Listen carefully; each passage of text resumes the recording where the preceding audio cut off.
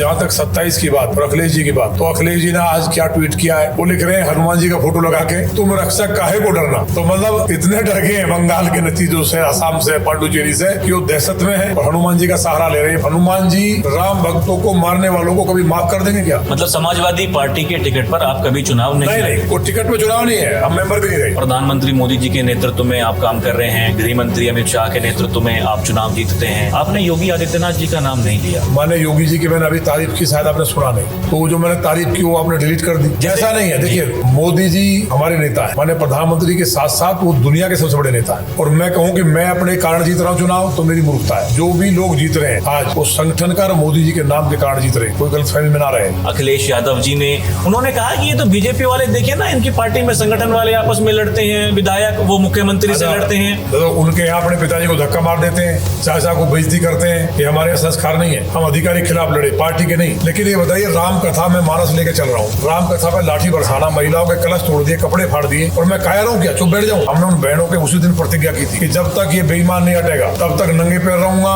भूखा रहूंगा, जमीन पे सोऊंगा। राम कथा हुई तब भी हमने की। प्रशासन रोकना चाहता था, किसी के माई के लाल में दम नहीं था। जहाँ तक सो कोई नोटिस की बात है तो मैंने स्वागत किया, पार्टी ने कारण पूछा और कार्रवाई की। थोड़ा विधायक जी वो बताइए, मतलब वो पार्टी ने क्या पूछा था, आपने क्या जवाब दिया? और मैं लास्ट में लिखा कि राम कथा करना अपराध है, तो मुझे जरा पार्टी बताए। इस तरह से समाजवादी का नाश हुआ। तो ममता बनर्जी के यहाँ भी क्या बोलते थे, वहाँ भी अल्लाह ही था, बाबरी मस्जिद बना रहे थे वो लोग, वहाँ भी कह रहे थे ना। स्टालिन का क्या हुआ, वो भी सनातन को क्या क्या बकवासी कर रहा था। तो ये देश राम का देश, या जो राम का विरोध करेगा वो बचेगा ही नहीं। उत्तर प्रदेश के मुख्यमंत्री यही तो कहते हैं कि जो राम का नहीं वो किसी काम का नहीं, कि जो राम का नहीं हमारे किसी काम का नहीं। माघ मेले में जो घटना हुई, प्रशासन का ये कहना है कि गलत रास्ते से जा रहे थे, लाख मना करने के बावजूद भी स्वामी अविमुक्तेश्वरानंद तथाकथित शंकराचार्य, नहीं तथाकथित तो हम नहीं कहेंगे जी, तो लेकिन प्रशासन वह गलत था। हाँ, योगी आदित्यनाथ ने विधानसभा में खड़े होकर के ये कहा था, कोई भी व्यक्ति अपने नाम के आगे शंकराचार्य नहीं लिख सकता।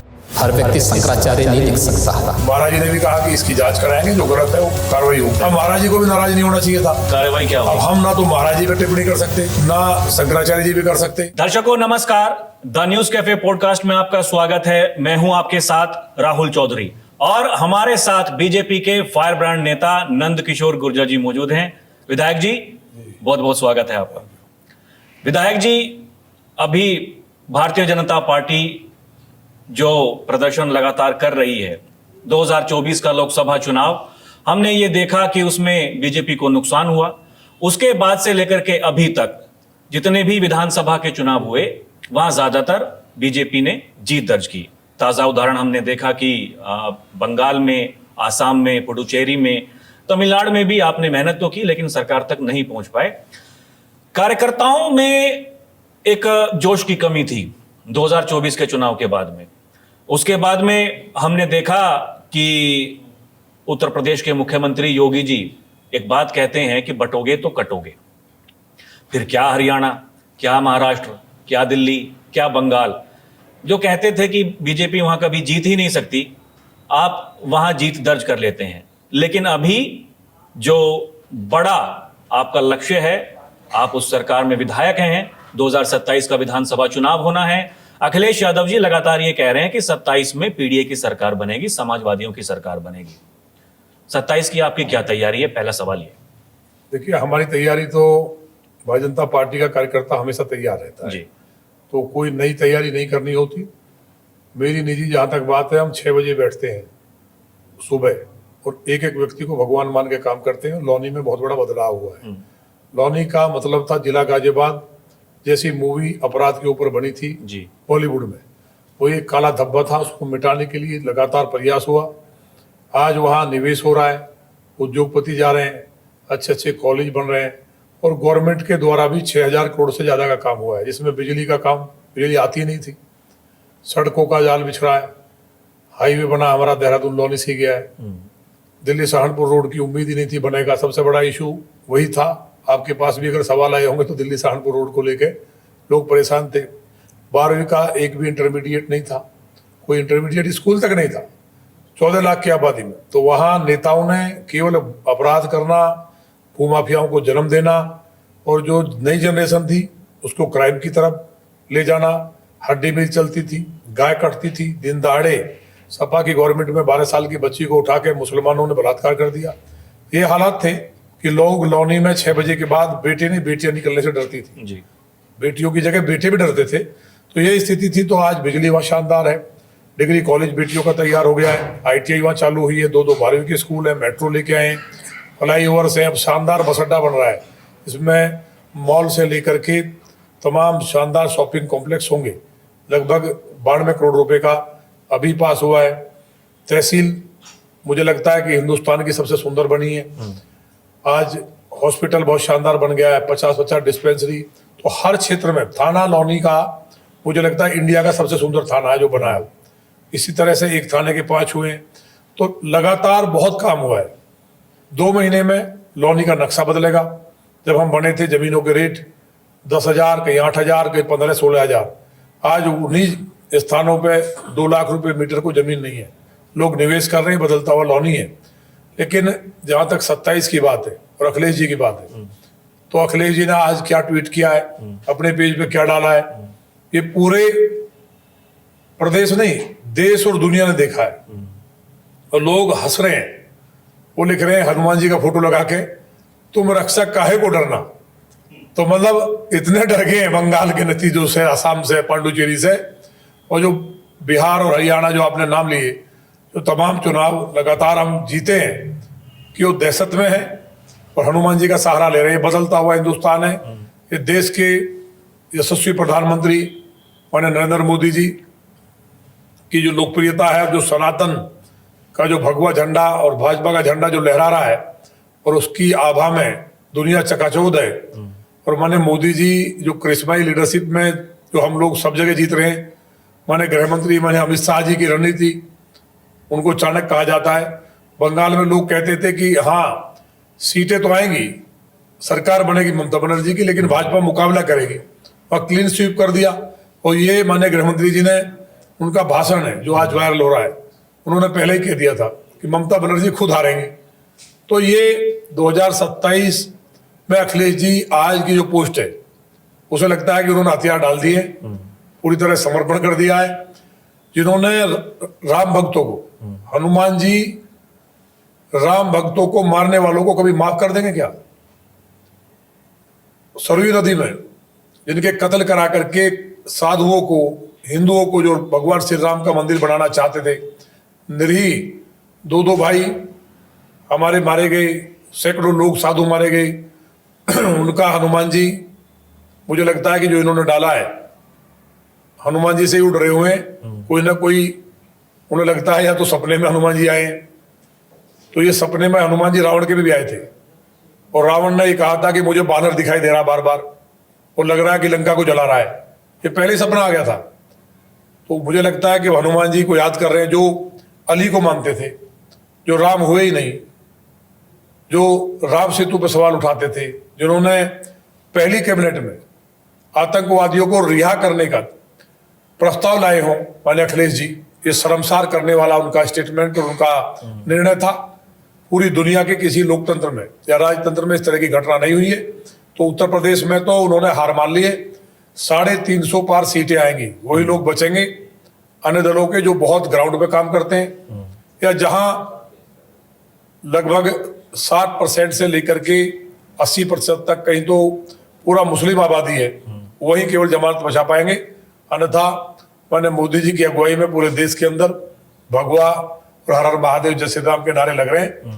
और यह हिंदुत्व की सदी है। बड़ी संख्या में ऐसे संकेत आ रहे हैं, हो भी रहा है कि लोग घर वापसी भी कर रहे हैं। आप लगातार 2 बार से विधायक हैं। 2017 में आप जीते, 2022 में पार्टी ने फिर आपको टिकट दिया, आप चुनाव जीते। लेकिन आपके जो प्रतिद्वंदी हैं वो चले गए खतौली, वहां से जाकर के चुनाव जीत गए। विधायक जी, बड़ी संभावनाएं, बड़ी खबरें इस प्रकार की हैं कि शायद क्योंकि राष्ट्रीय लोकदल से गठबंधन है, तो लोनी पर अब की बार राष्ट्रीय लोकदल को ये सीट जा सकती है। क्या ये, आप कुछ दिनों पहले अभी योगी आदित्यनाथ सूबे के मुखिया, उनसे जाकर के मिले हैं, क्या इसमें कुछ सच्चाई है, कुछ ऐसा चल रहा है क्या? नहीं, गलत है। तो उनसे तो हम जो दलित, जो मुसलमानों ने मार दिया था ना जाटव बच्चा, सोनू जाटव, उसकी मदद के लिए मिले थे। और माननीय मुख्यमंत्री जी को बधाई, एक संत है कि उन्होंने उनकी मदद की, आउट ऑफ वे जाके उस परिवार को वो तमाम फैसिलिटी जो मिल सकती है उन जिहादियों में। जो पुलिस ने गड़बड़ की थी उनको सस्पेंड कराया और उनको जो गैर इरादतन हत्या का जो मुकदमा था 304 को 302 में बदलवाया। तो मैं उसके लिए मिला, उससे पहले भी डेवलपमेंट के लिए मिलते हैं। और रही बात चुनाव लड़ने की, तो मेरे पिताजी एमएलए नहीं थे, मेरे बाबा एमएलए नहीं थे जी।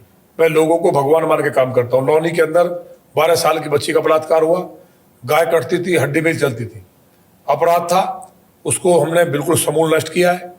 एक एक व्यक्ति को भगवान मान के काम करते हैं, इसलिए जो लोगों ने आंकड़ा लाया, अभी हमने रामकथा की 62,000 से ज्यादा बहनें, कोई घर नहीं बचा। हमारी रामकथा में कलश यात्रा में थी, गिनीज बुक के लिए हमने भेजा उसको। हिंदुस्तान की सबसे बड़ी यात्रा, जो इतने बड़े संत अतुल कृष्ण भारद्वाज जी 700 कथाएं की हैं कि ऐसा मैंने देखा नहीं नजारा। तो ये उसी का परिणाम है कि हम 6 बजे बैठते हैं। तो सीट कहाँ जाएगी इससे मतलब नहीं है। मैं संगठन का कार्यकर्ता हूँ, पार्टी में युवा मोर्चा से लेकर के जिलाध्यक्ष तक रहा हूँ, तमाम पदों पर रहा हूँ, 2 बार विधायक हूँ जी। भगवान की कृपा से कोई माई का लाल नहीं है कि मुझ पर बेईमानी का आरोप लगा दे, मेरे चरित्र पर उंगली उठा दे, या ये कह दे कि मैं मिलता नहीं हूँ, मैं एक्टिव नहीं हूँ। और लौनी के नरक को हमने निकालने का काम नहीं किया।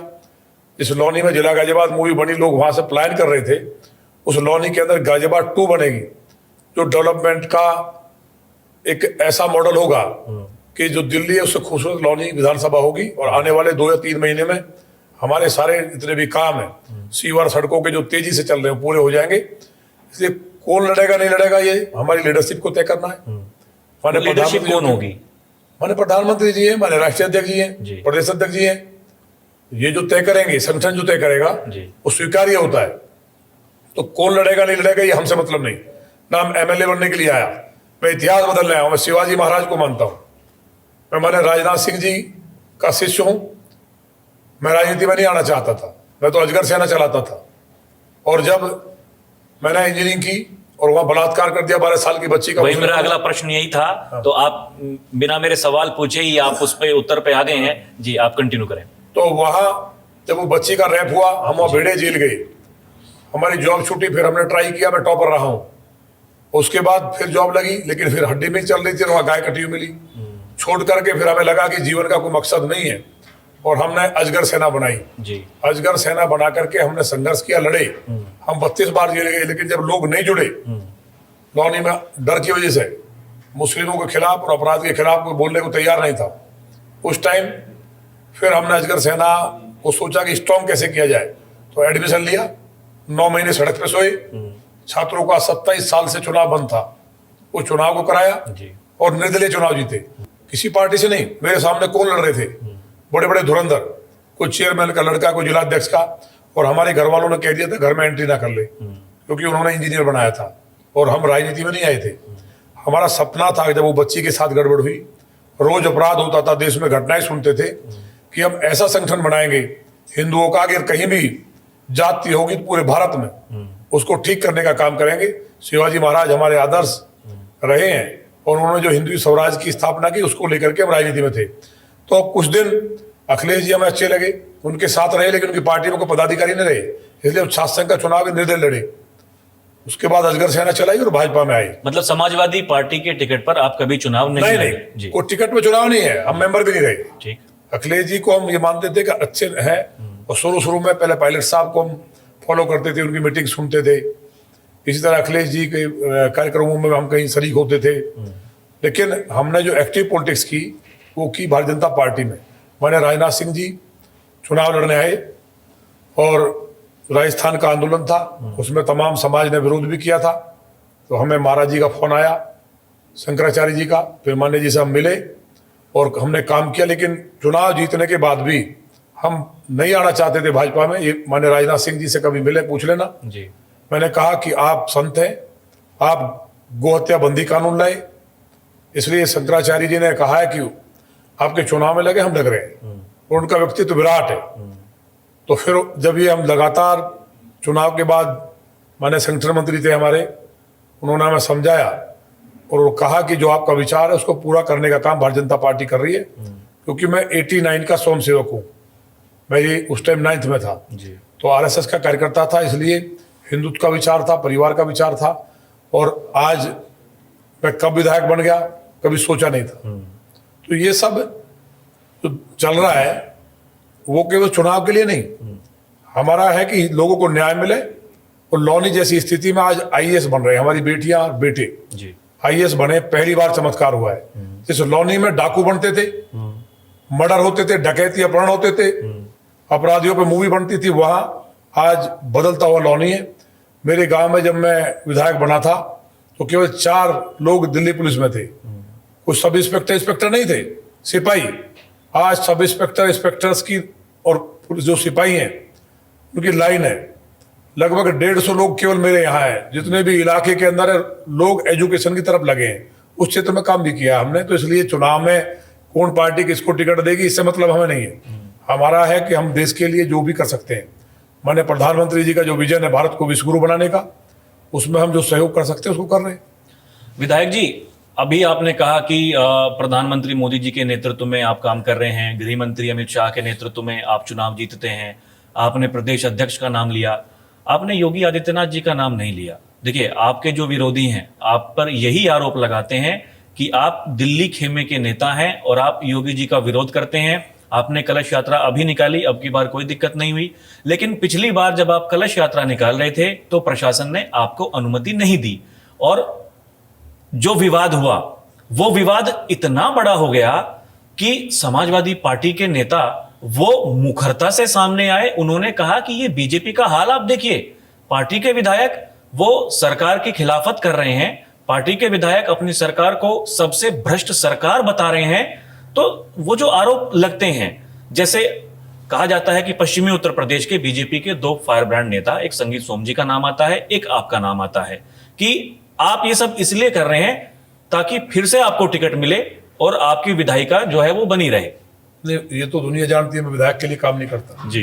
विधायक ही के लिए मैं काम करता ना तो इस तरह से सही को सही कहने की हैसियत नहीं होती है किसी की। जी मैंने योगी जी की मैंने अभी तारीफ की, शायद आपने सुना नहीं। जी।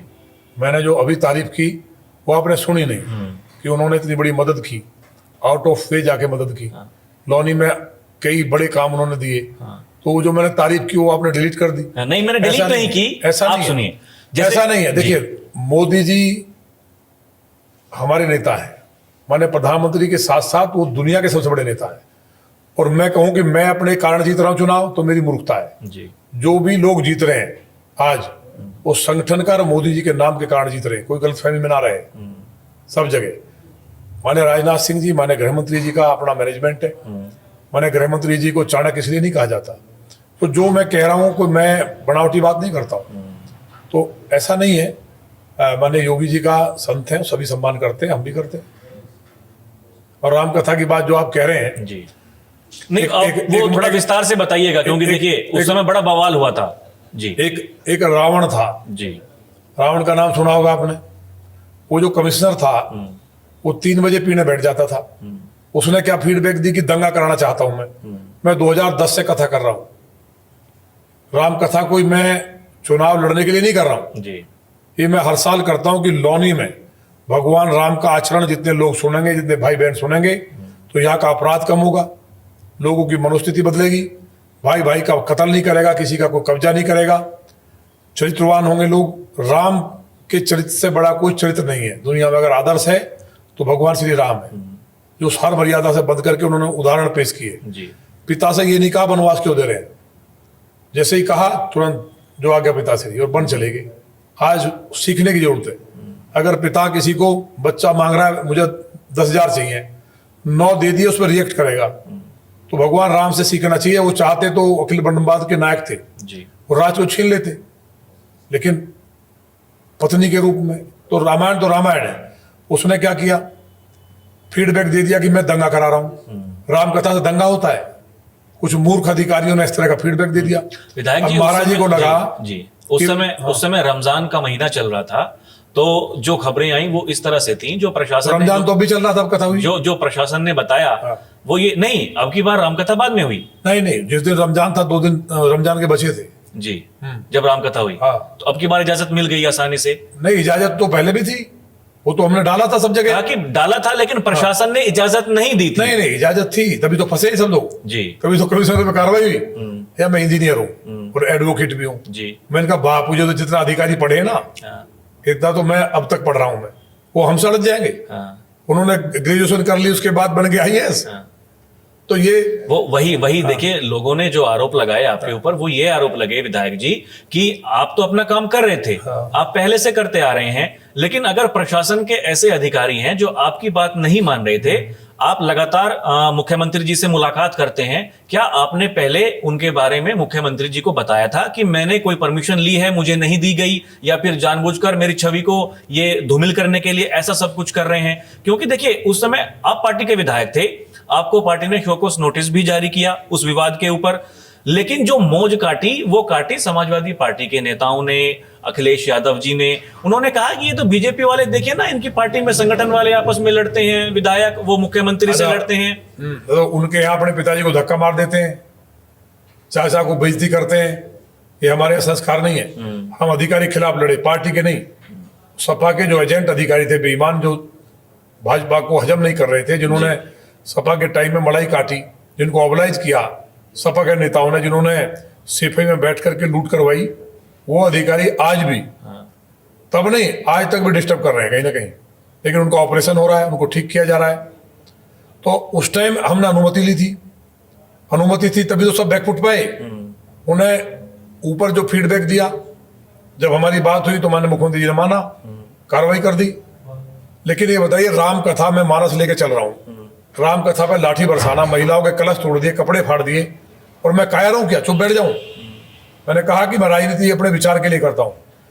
वहां महिलाओं के कपड़े फट गए, हमारी बहनों को इंसाफ ना मिले, तो कोई कायर होगा? लोकतंत्र में हम जनता के सेवक हैं। पहले राजा होते थे, अगर राजा के जनता को कोई मार दे और वो मौज उड़ाए तो कोई जनता पसंद करेगी उसे? हमने उन बहनों के उसी दिन प्रतिज्ञा की थी कि जब तक ये बेईमान नहीं हटेगा तब तक नंगे पैर रहूंगा, भूखा रहूंगा, जमीन पे सोऊंगा। और कई दिनों तक तो आपको फटा हुआ कुर्ता भी पहन, कई दिन, 26 दिन तक जी। हम अयोध्या जी भी गए, सब जगह गए, हमको कहा भी गया ऊपर से कि कुर्ता पहन लो, कार्रवाई कर देंगे, मगर तब तक मेरी प्रतिज्ञा है। मैं सूर्यवंशी हूं, असली सूर्यवंशी मैं ही हूं। गुर्जर जो है, राजा दशरथ जी को गुर्जर कहा गया वेद में। गुर्जर जाति नहीं है, जाट जाति नहीं है, राजपूत जाति नहीं है, जाति हमारी क्षत्रिय है। ये सब उपाधियां हैं, और वो बाद में जाति बन गई। हिंदू सब एक पिता की संतान है। हमने कहा ब्राह्मण सबके पिता है, इस पे लोगों ने बवाल कर दिया कि कैसे कह रहे हैं। सबने पढ़ा है कि हम ब्रह्मा जी की संतान है, उन्होंने रचना की, और ऋषियों की संतान है हम। ऋषि कौन थे? ब्राह्मण थे। तो सब श्रेष्ठ हैं। हमारा कहने का मतलब ये था, JNU में चल रहा था कि ब्राह्मणों की कब्र खुदेगी, उस पर हमने बयान दिया था कि जो ब्राह्मणों को गाली दे रहा अपने पिता को गाली दे रहा है, क्योंकि ब्राह्मण सबके पिता है। तो हमने जब ये कंट्रोवर्सी बढ़ी, हमने कहा भाई 3 बात है। राष्ट्रपिता महात्मा गांधी, हम सम्मान करते हैं उनका, पूरे राष्ट्र के पिता महात्मा गांधी है, उसमें ऐतराज नहीं किसी को। नेहरू चाचा है सबके, हमारे बाप अब तो बचे नहीं। और या मोहम्मद साहब हैं या ब्रह्मा जी हैं, अब बताओ किसकी संतान हो तुम? सबने माना कि मेरी बात ठीक है, हम तो ब्रह्मा जी के। जो हमारे खिलाफ थे सब भाग के छोड़ गए कि ना तो महात्मा गांधी हमारे पिताजी, ना हमारे मोहम्मद साहब, यही तो है। तो ऐसा नहीं है, जो हम बात कहते हैं वो सब ऑथेंटिक होती है। राम कथा हुई तब भी हमने की, प्रशासन रोकना चाहता था, किसी के माई के लाल में दम नहीं था। जहां तक शोकॉस नोटिस की बात है तो मैंने स्वागत किया, पार्टी ने कारण पूछा और कार्रवाई की। ये तो कारण पूछा भी क्या घटना भाई देखिए, मीडिया में ये खबरें तो आई उस समय कि आपको शोकॉस नोटिस दिया गया, और आपने जो उस समय प्रदेश अध्यक्ष थे भूपेंद्र चौधरी जी, उनसे मुलाकात भी करी। थोड़ा विधायक जी वो बताइए, मतलब वो पार्टी ने क्या पूछा था, आपने क्या जवाब दिया, आपकी मुलाकात जब प्रदेश अध्यक्ष से हुई? दर्शक थोड़ा सुनना चाहते हैं उस चीज को। नोटिस तो सबने देखा, जवाब मेरा जी, मैं कुछ चीज छुपाता नहीं हूँ जी, मैं तो सब वायरल होता मेरा, मैंने सब डाल दिया। और मैं लास्ट में लिखा अगर राम कथा करना अपराध है तो मुझे जरा पार्टी बताए, मैं अनुशासित कार्यकर्ता हूं, वैसा ही करूं। तो सबने कहा कुछ भी नहीं है, तो अपराध तो नहीं है। हमारी बात को सुना गया, अगर भाई अनुमति भी है और लगातार करता रहा हूं, अनुमति की जरूरत नहीं थी। एक मुझे मनसा मालूम था उस अधिकारी की, वो दारू पी लेता था 3 बजते, मुर्गा खा करके या क्या क्या करता था, क्या कर्म थे वो नहीं कहूंगा मैं। वो रावण का कहीं ना कहीं अंश था, और उसका पाप का अंत हुआ। वो जहां जाएगा, उसका फैमिली जहां जाएगा, उसको लोग रामद्रोही के रूप में देखेंगे, कोई सम्मान नहीं देगा। और अंत क्या होगा? बहनों पे लठ बजाने का। इस तरह से समाजवादी का नाश हुआ। ममता बनर्जी के यहाँ भी क्या बोलते थे, वहां भी अल्लाह ही था, बाबरी मस्जिद बना रहे थे वो लोग, वहां भी कह रहे थे ना। स्टालिन का क्या हुआ, वो भी सनातन को क्या क्या बकवासें कर रहा था। तो ये देश राम का देश है, या जो राम का विरोध करेगा वो बचेगा ही नहीं। यही बात तो मुख्यमंत्री जी भी कहते हैं, उत्तर प्रदेश के मुख्यमंत्री यही तो कहते हैं कि जो राम का नहीं वो किसी काम का नहीं। अब यही लोगों ने उस समय कहा कि जब पार्टी की विचारधारा वही है, भाई आपके जो मुख्यमंत्री हैं उनकी विचारधारा वही है, वो भी हिंदुत्व की बात करते हैं, आप भी हिंदुत्व की बात करते हैं, तो वो आप जो प्रशासन से जो नोकझोंक हुई उसके बाद में कहीं ना कहीं तो आपकी पार्टी की छवि धूमिल वहां पर हुई। मुख्यमंत्री जी के बारे में कहा गया और आपने तो ये तक कहा कि अधिकारियों ने तंत्र मंत्र योगी जी के ऊपर करा दिया है। शायद कहीं गुवाहाटी के कामाख्या मंदिर का आपने नाम लिया था क्या, जहां तक मुझे याद आ रहा है। आपने कहा था कि वहां कोई तंत्र मंत्र उनके ऊपर हो चुका है, क्यों कोई तंत्र मंत्र हुआ था क्या मुख्यमंत्री जी के ऊपर? देखिए, जब गुस्से में आदमी कोई बात करता है और कोई पूछता सवाल, उसका वैसा ही जवाब मिलता है जी। लेकिन बाद में महाराज जी को पता चला कि हम ठीक है, तो कार्रवाई हुई। रही बात ये शर्मनाक था कि एक तो परंपरागत थी वो जी। परंपरागत कोई भी कार्यक्रम को अनुमति की आवश्यकता नहीं होती। दूसरी बात, विधायक का प्रोटोकॉल चीफ सेक्रेटरी से ऊपर है। क्या चीफ सेक्रेटरी गाजियाबाद आएगा है तो उसको एसडीएम से अनुमति लेनी पड़ेगी? अगर मैं एसडीएम साहब लॉ नहीं आ रहा हूँ, मतलब ये लंबे समय से चल रहा था, आना पड़ेगा। आपने चीफ सेक्रेटरी उनके ऊपर भी उस समय आरोप लगाए थे, इन्होंने मुख्यमंत्री जी की बुद्धि खराब मेरा कर दी कहना है चीफ सेक्रेटरी वहां से आए जी, तो वो खाली बताएगा मैं आ रहा हूँ, व्यवस्था ही करनी पड़ेगी। इस तरह विधायक चीफ सेक्रेटरी से ऊपर है, विधायक का फोन करना पर्याप्त है कि ये मेरा कार्यक्रम है, उसकी व्यवस्था करें, क्योंकि मैंने अनुमति ली थी, परंपरागत थी, परंपरागत को आप रोक नहीं सकते। उसके बावजूद जो बदतमीजी हुई, उसके बाद सर्वनाश हुआ। अभी नहीं हुआ है, अभी बहुत कुछ होगा आने वाले टाइम में। तो जो गलत बात थी, चीफ सेक्रेटरी वाली बात कह रहे हैं, दादरी में गाय कटी, तो हमने बोला, क्योंकि चीफ सेक्रेटरी के यहाँ जो बेईमानी का पैसा गया वो आज भी बोल रहे हैं हम हट नहीं रहे। हमने पार्टी को मजबूत किया है, विचारधारा को मजबूत किया है। जो सपा के एजेंट थे, अधिकारी जो गाय कटवाते थे, भ्रष्टाचार करते थे या राम कथा पे लाठी बरसाते थे, उनको बेनकाब करके भारतीय जनता पार्टी की विचारधारा के अनुरूप काम करने वाले अधिकारी आए। अब कोई झगड़ा हमारा कहाँ किसी से? अब सब कुछ ठीक है? बताओ कहाँ है? अभी हमने कमिश्नर गाजियाबाद को कहा सस्पेंड कर दिया दरोगा। अभी तो आपने मुख्यमंत्री जी की तारीफ भी करी कुछ दिनों पहले, हमेशा करता हूं। इनकाउंटर जब हुआ उत्तर प्रदेश पुलिस के द्वारा, गाजियाबाद पुलिस के द्वारा, आपने तारीफ करी, आपने कहा कि प्रशासन जो काम कर रहा अच्छा काम कर रहा है। तो मुख्यमंत्री जी के खिलाफ कभी बात था ही नहीं, वो तो संत है। लेकिन जो सही है वो बात ना कहूं, उन तक ना पहुंचाऊं, जनता के साथ अन्याय हो, तो ये जो मेरा दायित्व है, जो मुझे ड्यूटी मिली है, जो जनता ने दी है, भाई मैं विकास के लिए काम ना करूं, सुरक्षा शांति के लिए ना करूं, अधिकारी लूट रहा उस पर अगर मैं कार्रवाई ना कराऊं, और ज्यादा बड़ा पापी है तो उसको मुख्यमंत्री जी को बताना ही पड़ेगा। तो मुख्यमंत्री जी को आपने पहले बताया था उनके बारे में? सब पता था जी। भाई, जो व्यक्ति डीएम की सुरक्षा हटा दे, एडीएम की सुरक्षा हटा दे, कोई भी बयान दे रहा है, वेंडिंग कमेटी को अधिकार है, गरीब सब्जी बेचने वाले, उनको आदेश दे दिया कोई भी बाजार नहीं लगेगा, सब सड़क पे ला दिए। आंदोलन शुरू तो पार्टी का नाश कर रहा था ना, हम उसको रोक रहे थे, हम पार्टी को बचा रहे थे। दिल्ली में चुनाव था, चुनाव से 3 दिन पहले आदेश किया, उसने किसके कहने पे किया? जिससे कि दिल्ली का गरीब जो पार्टी को वोट कर रहा था वो ये उदाहरण बन सके। और ये केजरीवाल ने बोला भाषण में कि देखिए क्या कर रही है बीजेपी, उजाड़ दिया सबको। तब मैंने लड़ाई लड़ी, मैंने सब्जी बेची, और हमने कहा कि कमिश्नर के घर में हम सब्जी बेचने का काम करेंगे। हमने पैदल मार्च किया, वो भाग गया छोड़ के अपना घर, और उसको कराया, और पार्टी ने अप्रिशिएट किया कि हमने जो माननीय प्रधानमंत्री जी ने स्वनिधि योजना के तहत जो गरीबों को लोन दिया था, उन्हीं पटरी वालों को उजाड़ दोगे आप? कैंसर के मरीज 100-200 कमा रहे हैं, आपको सैलरी मिल रही है, आप लूट कर रहे हैं, भ्रष्टाचार कर रहे हैं, गाय कटवा रहे हैं, अफीम भिजवा रहे हैं, डकैती डलवा रहे हैं, उसका पैसा लूट करके खा रहे हैं जिले में, और हम गरीब आदमी सब्जी नहीं बेच सकता। तो आज हमने उसको बहाल कराया। ऐसे तमाम विषय रहे। मेरा व्यक्तिगत किसी से कोई रंजिश कभी रही नहीं, इसलिए ये सब चीजें चलती रहती हैं, कुछ समय भी कराता है।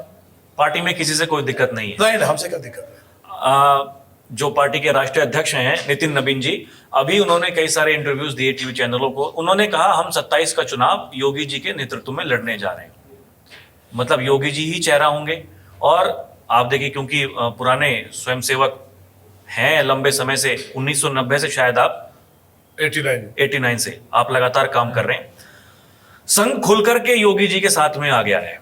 संघ ने यह कह दिया है कि योगी जी की अगर कोई खिलाफत करेगा तो वो बागी समझा जाएगा। संघ ने यह कहा जो भी टिकटों का बंटवारा होगा योगी जी की सहमति से होगा। ये कहा और था। जो ये दैनिक भास्कर की रिपोर्ट है, नहीं, गलत रिपोर्ट है। दैनिक भास्कर की बिल्कुल रिपोर्ट गलत रिपोर्ट है। दैनिक भास्कर की रिपोर्ट ये है बिल्कुल गलत रिपोर्ट है। संघ जो है जी। ऐसे पवित्र संगठन के लिए अगर कोई अखबार बदनाम कर रहा है, संघ किसी पार्टी का नहीं है। संघ देश के लिए, जो हिंदुत्व के लिए काम कर रहा है, वो संघ चाहे वो किसी पार्टी में उस व्यक्ति को सपोर्ट करता है। संघ किसी में पार्टी के मामलों में दखलंदाजी नहीं करता। संघ ये बात सही है कि संघ भाजपा अगर योगी में, जी को सपोर्ट करता है तो गलत है। भाजपा में संघ के लोग ज्यादातर स्वयंसेवक है, इसलिए पार्टी अच्छा काम कर रही है। लेकिन जहां बीजेपी के लोग गलत काम करते हैं वहां आरएसएस उनका विरोध भी करता है, उनको हरवा भी देता है। संघ राष्ट्र के लिए काम कर रहा है, राष्ट्र निर्माण के लिए, भारत विश्व गुरु हो, उसके लिए माने प्रधानमंत्री जी काम कर रहे हैं, माने योगी जी काम कर रहे हैं, तो उनको संघ सपोर्ट कर रहा है। जिस दिन नंदकिशोर गुर्जर हो, चाहे माने प्रधानमंत्री जी हो, मुख्यमंत्री हो या कोई भी हो, जिस दिन लगेगा हिंदुत्व के खिलाफ गायक कट रही है, उस पर काम नहीं कर रहे, देश की जनता परेशान है, किसान परेशान है, उस दिन संघ उसको ठीक करने का काम करता है। ऐसे कई मौके आए हैं। इसलिए संघ की तारीफ कांग्रेस के बड़े लीडर्स ने भी कई बार की है। तो संघ माने योगी जी को सपोर्ट इसलिए करता है कि हिंदुत्व के लिए वो काम कर रहे हैं, डेवलपमेंट कर रहे हैं, और उत्तर प्रदेश को उन्होंने उत्तर प्रदेश बनाने का काम किया है। लेकिन संघ ने ये कहा है कि जो योगी जी का विरोध करेगा उसका टिकट कटेगा। नहीं, टिकट कटने की बात नहीं, उन्होंने कहा कि टिकटों का जो बंटवारा होगा, तो योगी जी उन्होंने कहा कि टिकटों का जो ऐसा बंटवारा, कहीं संघ ने कहा ही नहीं, कोई स्टेटमेंट ही नहीं है, कोई अखबार गलत कह रहा है। संघ का कहीं स्टेटमेंट किसी पार्टी के लिए आ ही नहीं सकता। भले हम सब स्वयंसेवक हैं, हमारा मात्र संगठन है, बिना संघ के आशीर्वाद के कोई जीत ही नहीं सकता। योगी जी जो हर जिले में जाकर के वो समन्वय बैठक वहां के संघ के पदाधिकारियों से कर रहे हैं। सरसंघचालक मोहन भागवत से जो अभी 3 मुलाकात हुई हैं गोरखपुर में, अयोध्या में, तो आपको नहीं लगता कि कुछ 2027 की तैयारियों के बारे में, और उसमें ब्रजेश पाठक, केशव प्रसाद मौर्य, आपके जो संगठन महामंत्री हैं, वो सब शामिल थे, संघ के बड़े पदाधिकारी शामिल थे, जहां ये रणनीति तैयार हुई है कि कैसे विरोधियों को 27 में हराना है, वो पूरी रूपरेखा तैयार हो चुकी है। गाजियाबाद भी योगी जी आए थे पिछले महीने, बिल्कुल आए, और वो संघ के पदाधिकारियों से मिले हैं। तो ये बैठकें क्यों हो रही हैं? नहीं, समन्वय बैठक तो हमेशा होती है जी भाई। समन्वय बैठक भारतीय जनता पार्टी, आरएसएस जो के ज्यादातर कार्यकर्ता है, और वो संघ का जो विचार है देश के लिए, जनता के लिए, उसके अकॉर्डिंग काम कर रही है। तो समन्वय बनाना कि किस तरह से चुनाव जीता जाए, क्योंकि भाजपा होगी तो राष्ट्र आगे बढ़ेगा, कांग्रेस आएगी तो सांप्रदायिक लक्षित हिंसा अधिनियम आएगा, राम नहीं थे जी, जो हमारा कृष्ण जन्मभूमि का सपना है उसको पूरा कैसे करेंगे। तो तमाम चीजें जो संघ के एजेंडे में है उनको भाजपा कर रही है, इसलिए भाजपा के साथ समन्वय करके आरएसएस सपोर्ट कर रहा है। संघ बीजेपी के साथ में है, ये हमने देख लिया। 24 के चुनाव में पार्टी के अध्यक्ष का बीच चुनाव में ये कहना हमें संघ की जरूरत नहीं है, आज हमारी पार्टी इतनी बड़ी हो चुकी है, तो परिणाम हमने 2024 के लोकसभा चुनाव में विधायक जी देख लिए। जिस उत्तर प्रदेश से सबसे ज्यादा उम्मीदें थी, जिस महाराष्ट्र से सबसे ज्यादा उम्मीदें थी, वहां इतना नुकसान हो जाता है। और आपको पता है कि संघ के बिना बीजेपी नहीं है। महाराष्ट्र चुनाव में जो नुकसान हुआ, लोकसभा की मैं बात कर रहा हूं, उत्तर प्रदेश में जो नुकसान हुआ, अगर यह नुकसान ना हुआ होता तो जो 400 पार का नारा बीजेपी पार्टी दे रही थी वो तो आसानी से हासिल हो जाता। उसके बाद में ये जो बिल अब गिर रहे हैं, ये बिल नहीं गिरते, तो वो नुकसान जो हुआ वो इसलिए हुआ क्योंकि कुछ ना कुछ तो गड़बड़ थी। इस बात को आप मानते हैं? नहीं, देखिए, स्वयंसेवक संघ के कार्यकर्ता बहुत बड़ा आधार है और भारतीय जनता पार्टी को जिताने का काम करते हैं, इसमें दो राय नहीं है। लेकिन मैंने राष्ट्रीय अध्यक्ष जी ने, जेपी नड्डा जी ने ऐसा बयान दिया, उसको भी लोगों ने तोड़ मोड़ के पेश किया, बाद में वो चीज क्लियर होगी। तो माने नड्डा जी स्वयं सेवक हैं, खुद आरएसएस के कार्यकर्ता हैं, तो ऐसी बात नहीं कह सकते। लेकिन कई बार कुछ चीजें ऐसी होती हैं, सोशल मीडिया का जमाना है, देखिए। तो हमारा भी कुछ बयान काट के पेश कर देते हैं लोग कई बार, तो जो हमने कहा ही नहीं। अभी पिछले दिनों ब्राह्मण सबके पिता हैं, और जो तिलक तराजू तलवार को जूते मारने की बात कर रहे हैं, तो उसको हम ठीक करने का काम करेंगे, क्योंकि तिलक तो हम भी लगा रहे हैं। उसको इन्होंने, और जो यूजीसी का था मामला, कि यूजीसी के लिए मैं व्यक्तिगत तौर पे विश्वविद्यालयों में, कॉलेज में, यूनिवर्सिटी में पक्ष में नहीं हूँ, क्योंकि वहाँ किसी बच्चे को कोई पता नहीं कौन किस बिरादरी का है। वहां अगर ये सब होगा तो जातिवाद खड़ा होगा और ये देश के लिए नुकसानदायक है। मेरा बयान था, उसको काट के पेश कर दिया करणी सेना ने। करणी सेना के लोग फिर कह रहे हैं कि ये तो मुद्दा हमारा है, तुम क्यों बोल रहे हो कि यूजीसी नहीं आना चाहिए। मैं कहा आप चाहते हो आना चाहिए, जो कि नहीं, लेकिन तुम मत कहो। तो कुछ लोग तो राजनीति करने के लिए ही बकवास करते हैं, देश के लिए नहीं करते। ये करणी सेना के राजस्थान से फोन आया मुझे, हमने कहा मैं छात्र संघ अध्यक्ष रहा हूं, यूजीसी नहीं आना चाहिए। स्कूलों में कौन जाटव है, कौन गुर्जर है, कौन जाट है, कौन पंडित है, इससे मतलब ही नहीं है। वह सब दोस्त होते हैं, तो वहां बीमारी ना जाए। ऊपर के लेवल पे तमाम प्रावधान है। हमारे यहाँ चीफ प्रोक्टर होते हैं, उसको और सख्ती से लागू कर दो। लेकिन वहां बच्चों के अंदर ये ऐसी होगा, फला होगा, ये सब किया जाएगा तो नुकसान होगा।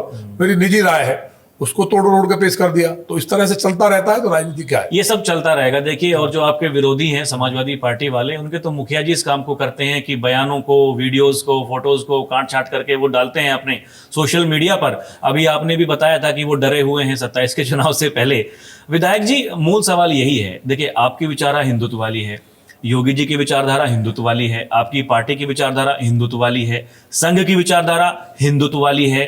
तो ये पार्टी में बार बार इस तरीके से जो बगावत के सुर उठते हैं, ये सामने वाले को राजनीति करने के लिए बढ़ावा देते हैं। पहले देखिए, पिछले साल आपका केस हुआ, इसी साल हमने देखा विधायक तमाम जगह पे चलता रहता है। ब्रजभूषण राजपूत, ब्रजभूषण राजपूत, उन्होंने आपके मंत्री का रास्ता रोक दिया। रास्ता रोकने के बाद में उन्होंने कहा मैं तो मुख्यमंत्री का रास्ता रोक दूंगा, उनको भी बंधक बना लूंगा। ये जब सब चीजें जो चलती हैं, वो चीज देखिए, हमने कभी किसी नेता के लिए नहीं कहा। जी जी, अधिकारी पे हमने जरूर कहा, पार्टी के खिलाफ एक शब्द हमने कभी नहीं बोला। जो अधिकारी है ये सब जानते हैं। हाँ, अगर जनप्रतिनिधि का उस पर अंकुश नहीं होगा, ये ऐसे हाथी हैं, अगर इन पर पॉलिटिकल अंकुश ना हो तो ये पूरी मशीनरी इस तरह की है कि लोगों को रोन देगी और पूरा भ्रष्टाचार हो जाएगा। गरीब न्याय के लिए तराई तराई करेगा, और जो पैसे देकर के न्याय को खरीदना चाहते हैं या पैसे देकर थाना चलाना चाहते हैं, उनकी पूरी तूती बोलेगी और गरीबों के मकान लुट जाएंगे। तो उसके लिए जरूरी है, एक तरह से वो ऐसा हो जाएगा जैसे सत्ता ही ना हो।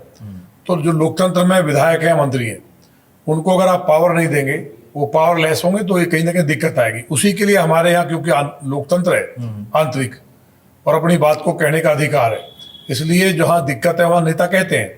लेकिन अगर हमारे राजपूत जी ने मुख्यमंत्री जी को कहा, ऐसा तो मुझे नहीं लगता, लेकिन स्वतंत्र देव जी को रोक करके जरूर कहा ये रास्ता देख लो। फिर वो बैठे भी, बात भी की, नहीं उससे उतना बढ़ा दिया कि उससे पहले विधायक जी, वीडियो जो वायरल हुआ, पूरा वीडियो ये था, जब रास्ता रोका गया तो मंत्री जी ने कहा कि चलिए गांव में, अगर 100 गांव भी आप लेकर के चलेंगे मैं साथ में चलूंगा। उन्होंने कहा रात के 12 भी बज जाएंगे तब भी मैं आपके साथ में रहूंगा।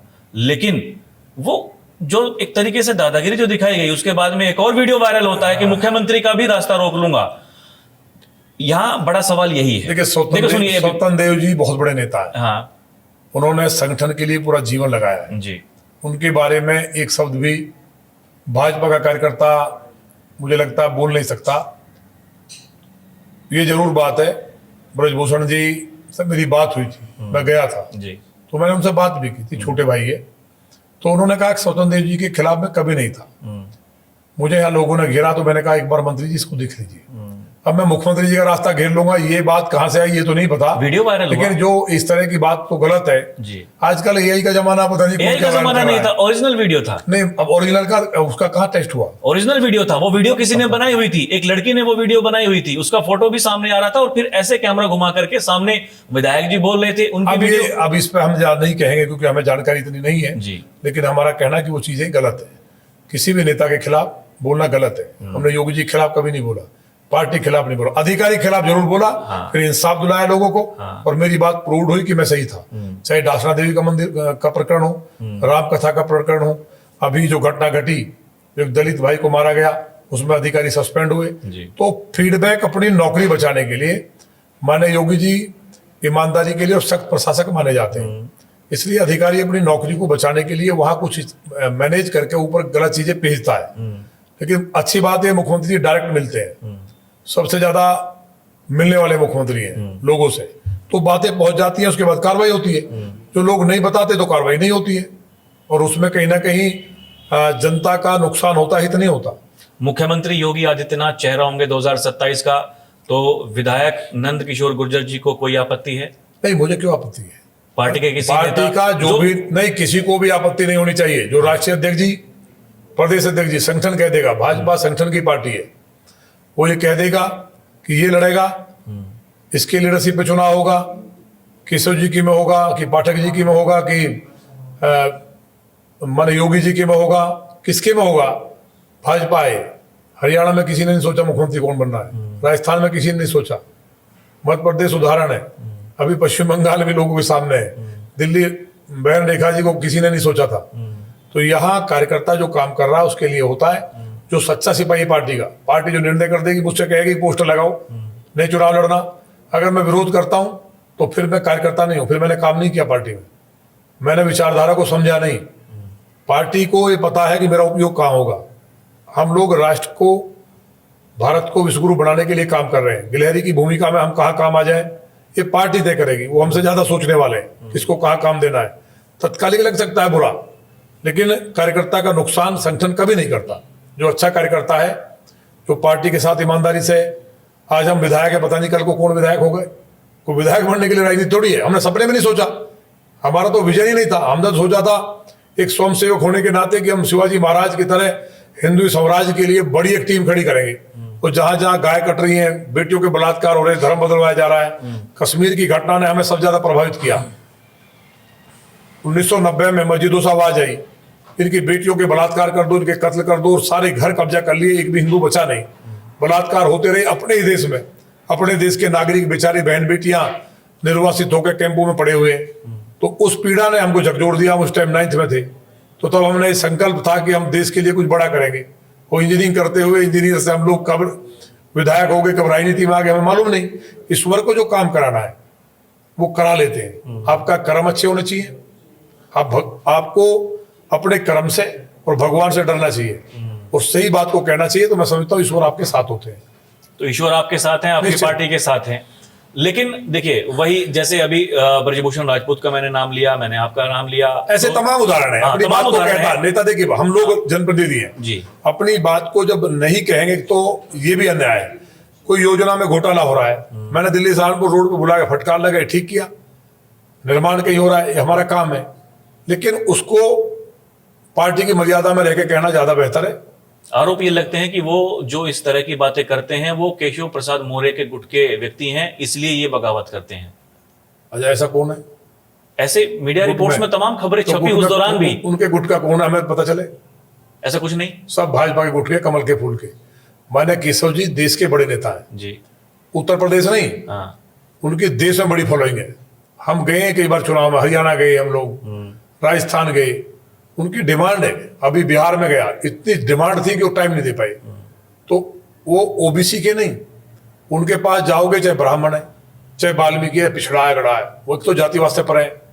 दूसरी बात, बहुत प्यार से मिलते हैं, खुद फोन करते हैं कार्यकर्ता के लिए डिप्टी सीएम होते हुए। और अगर काम बताया किसी विधायक ने, मंत्री ने, तो काम करने के बाद फोन करते हैं कि काम हो गया है। तो इसलिए लोग उन्हें प्यार करते हैं। तो ये गुट होना, फलाना होना, ये सब बेकार की बात है। कोई किसी गुट का नहीं है, सब कमल के फूल के, भाजपा के हैं। माने केशव जी ने कितना काम किया है लोगों को पता नहीं है। कितना उन्होंने बजरंग दल में रहते हुए, भगवान श्री राम का भव्य और दिव्य मंदिर जो बन रहा है, उनका भी उसमें बहुत बड़ा योगदान है। आदरणीय सिंघल जी के साथ, अशोक सिंघल जी के साथ उनके शिष्य के रूप में कितना उन्होंने काम किया। उसके बाद जेल गए, माफियाओं से भिड़े, जिंदगी को खतरे में डाला। एक साधारण परिवार का कोई बालक है और वो भी पिछड़े समाज से जब बढ़ता है तो तमाम तरह की बातें लोग लगाते हैं, आरोप।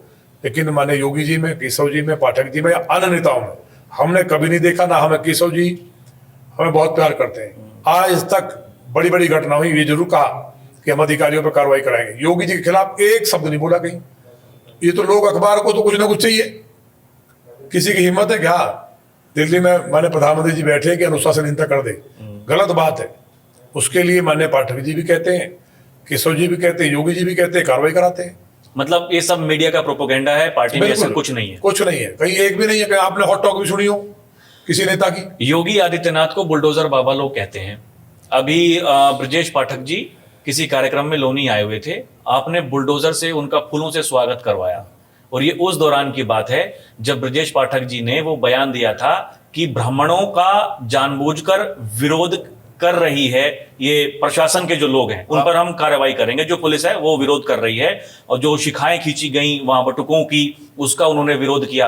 ये सब कुछ वो नैरेटिव उस समय चल रहा था। लोग ये कह रहे थे कि देखिए कुछ दिनों पहले तक तो जो केशव प्रसाद मौर्य हैं उनकी खिलाफत योगी जी के साथ सामने आती है, अब जो ब्रजेश पाठक हैं उनकी खिलाफत योगी जी के साथ में सामने आ रही है।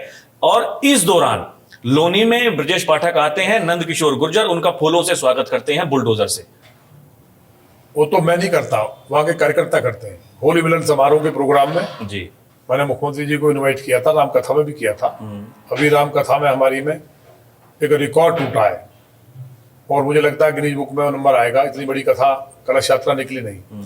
मान्य पाठक जी और मान्य केशव जी दोनों साथ आए, मालूम होगा पहले दिन दोनों साथ आए।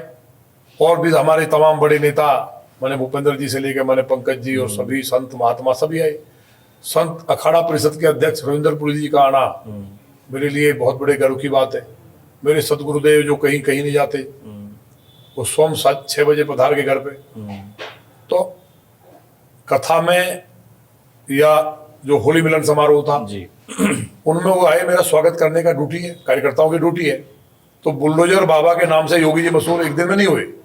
उन्होंने उन राक्षसों को तहस नहस किया, उनके किलों को हिलाया, उनको जमीदोज किया जिन्होंने जनता को बंधक बना लिया था, जिनकी सत्ता ही चलती थी।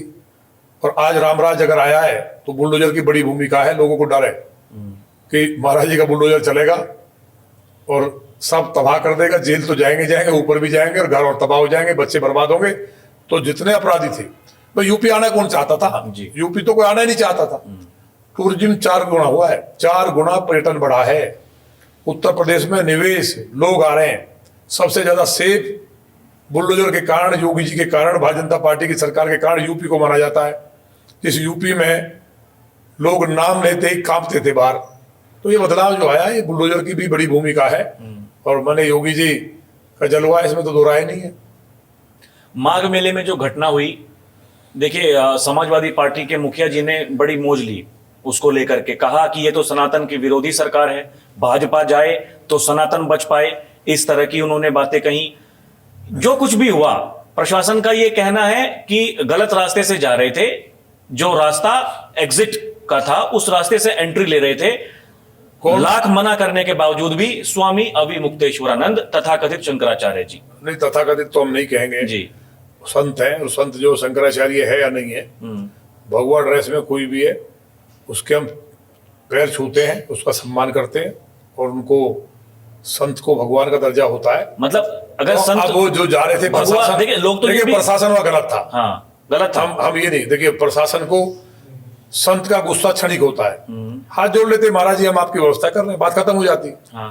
तो ये स्थिति नहीं आनी चाहिए। प्रशासन का काम ही है, होशियार अधिकारी रास्ता निकाल लेता है। ये चीजें नहीं होनी चाहिए। कौन ये कहे जी संत वो उस पार्टी में वो गोरक्षा की बात कह रहे हो, तो मैं भी कह रहा हूँ। तो ये सब नहीं पढ़ना चाहिए चक्कर में। महात्माओं से, देखिए कोई मौलवी कठमुल्ला है, वो दुराचार कर रहा है मस्जिद में बैठ के, हलाला कर रहा है। मस्जिद में मुस्लिम बेटियां जा नहीं सकती, एक एक बेटी के 4-4 राक्षस शादी के नाम पर उसको हलाला कर रहे हैं, इज्जत कर रहे हैं। वो एक शब्द किसी मौलवी के खिलाफ कोई बोलता है? और सनातन हमारा इतना कमजोर हो गया कि संत महात्माओं के लिए हम कुछ भी बोलते हैं। तो मुझे लगता है ये ध्यान रखना चाहिए। महात्माओं का काम है यार, यही तो हमें गाली दे वो भी आशीर्वाद है। विधायक जी यही महात्मा हमारा विरोध करे वो भी आशीर्वाद है। लोगों ने यही तो कहा कि जो संत हैं, जो महंत हैं, उनका सम्मान होना चाहिए, अपमान नहीं होना चाहिए। लेकिन जिन पर सुप्रीम कोर्ट तक ने यह कहा कि उनको शंकराचार्य नहीं कह सकते, शंकराचार्य की आड़ में मेरा सवाल इसलिए है क्योंकि योगी आदित्यनाथ ने विधानसभा में खड़े होकर के यह कहा था कोई भी व्यक्ति अपने नाम के आगे शंकराचार्य नहीं लिख सकता। लोग कहने लगे तो प्रधानमंत्री जी ने पैर छुए थे। प्रधानमंत्री ने पैर छुए थे इसलिए क्योंकि वो भगवा कपड़ों में है। भगवा कपड़ों में तो योगी आदित्यनाथ भी हैं। तो और अगर योगी आदित्यनाथ कह रहे हैं कि प्रशासन की ये ड्यूटी थी कि उनको वहां पर सबकी व्यवस्थाएं देखनी थी, क्योंकि महाकुंभ में जो भगदड़ मची, सबसे पहले स्वामी अविमुक्तेश्वरानंद ने कहा योगी आदित्यनाथ को इस्तीफा देना चाहिए। अगर उस दिन कोई घटना हो गई होती तो क्या स्वामी अविमुक्तेश्वरानंद कहते कि उनको इस्तीफा देना चाहिए? देखिए जहां तक महाराज जी की बात है, उन्होंने जो कहा विधानसभा में, मैं वहां था। जी। उन्होंने मुक्तेश्वरानंद जी के लिए नहीं कहा, उन्होंने तो ये कहा कोई भी। हाँ। बात सही है, 4 शंकराचार्य हैं, तो एक तो उनको उनसे जोड़ दिया। तो माघ मेले की महाराज जी- माघ मेले के लिए बोला उन्होंने, माघ मेले में जो हुआ। नहीं, वो ठीक बात जी। है, जो हुआ वो गलत है। हाँ। कोई संत जा रहे, मेरा कहना ना कि वहां के प्रशासन की ड्यूटी थी, अगर महाराज जी गलत रास्ते से आ गए तो उनको सही रास्ते से ले जाना सम्मान से। वो जिद कर रहे थे, हाथ जोड़ लेते, संत का गुस्सा कितनी देर का होता है। तो वो मैनेजमेंट की गड़बड़ उनकी थी, उसी के लिए माने केशव जी ने भी कहा, महाराज जी ने भी कहा कि इसकी जांच कराएंगे, जो गलत है वो कार्रवाई होगी। क्या कार्रवाई? अब महाराज जी को भी नाराज नहीं होना चाहिए था। कार्रवाई क्या अब हुई? हम ना तो महाराज जी पे टिप्पणी कर सकते, जी। ना शंकराचार्य जी भी कर सकते। दोनों ही संत हैं, दोनों ही पूज्य हैं, और पीठाधीश्वर है योगी जी भी। तो संतों की बात तो संतों से करें, लेकिन इतना ही है कि दोनों पूज्य हैं। मान लिया योगी जी हमको डांटते हैं, कोई नेता डांटता तो हम झगड़ा करते, तो हम तो उसको आशीर्वाद समझते हैं। ऐसे ही तो संतों के मामले में मुझे लगता है कि जो हमारी संस्कृति है, हमें ये जो मुसलमान हैं, कितना ही निकम्मा आदमी हो, मोहम्मद साहब ने कहा है कि गाय का दूध शिफा है, हाँ। उसकी रक्षा करो, मांस से बीमारी फैलती है।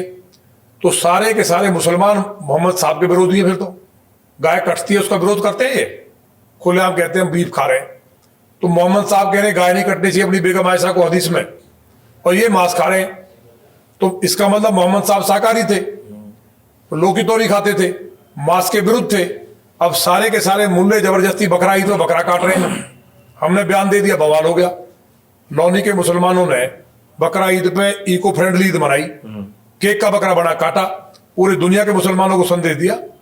तो ये करना चाहिए। अब आप सोचिए, मोहम्मद साहब का नाम लेकर के तुम पाप कर रहे हो। ये कौन से मुसलमान है भारत में? ये मुसलमान कौन से हैं? मोहम्मद साहब कह रहे गाय नहीं कटनी चाहिए, शाकाहारी होना चाहिए, तो मोहम्मद साहब की इमेज को खराब कर रहे हैं। और हम जो सही बात कहते हैं वो लोग मुसलमान के विरोधी हो गए। हम तो मोहम्मद साहब की इमेज ठीक कर रहे हैं, ये बिगाड़ रहे हैं। विधायक जी, आप बड़ी चालाकी से देखिए, प्रश्न से आप भाग गए, आपने जवाब नहीं दिया। नहीं, मैंने दिया। मैंने कहा एक भी मौलवी के खिलाफ कोई बोलता हो, चाहे वो बलात्कार कर रहा है, पकड़े जा रहे हैं, मस्जिदों में नरक कर रहे हैं, मस्जिदों में मुस्लिम महिलाओं तक को जाने नहीं दे रहे, सही को वो सही नहीं बोलते। इसलिए संतों के खिलाफ, सही संत है, उनके खिलाफ कोई टिप्पणी करना गलत है। सही को सही, ये सही हिंदू संतों के लिए क्यों है? नहीं, मेरा सवाल यही है। कोई बोल दे गुरुद्वारे में, क्योंकि मुख्यमंत्री जी ने गलत बताया। ईसाइयों के लिए कोई नहीं बोल रहा। मुख्यमंत्री जी ने गलत बताया। क्या? मुख्यमंत्री जी ने कहा कि कोई भी व्यक्ति अपने नाम के, अब मैं फिर रिपीट करता हूं, नहीं, उनके लिए नहीं कहा जी, कोई भी व्यक्ति। तो शंकराचार्य बहुत बन रहे हैं, उन्होंने कोई गोबर पीठ का शंकराचार्य मत लिख रहा है, विधायक जी, कोई पहाड़ पीठ का। उन्होंने कहा कि माघ मेले में जो एग्जिट डोर था, उस एग्जिट डोर से एंट्री क्यों लेनी थी? हम कह रहे हैं प्रशासन को, उनको बताना चाहिए था कि क्या है।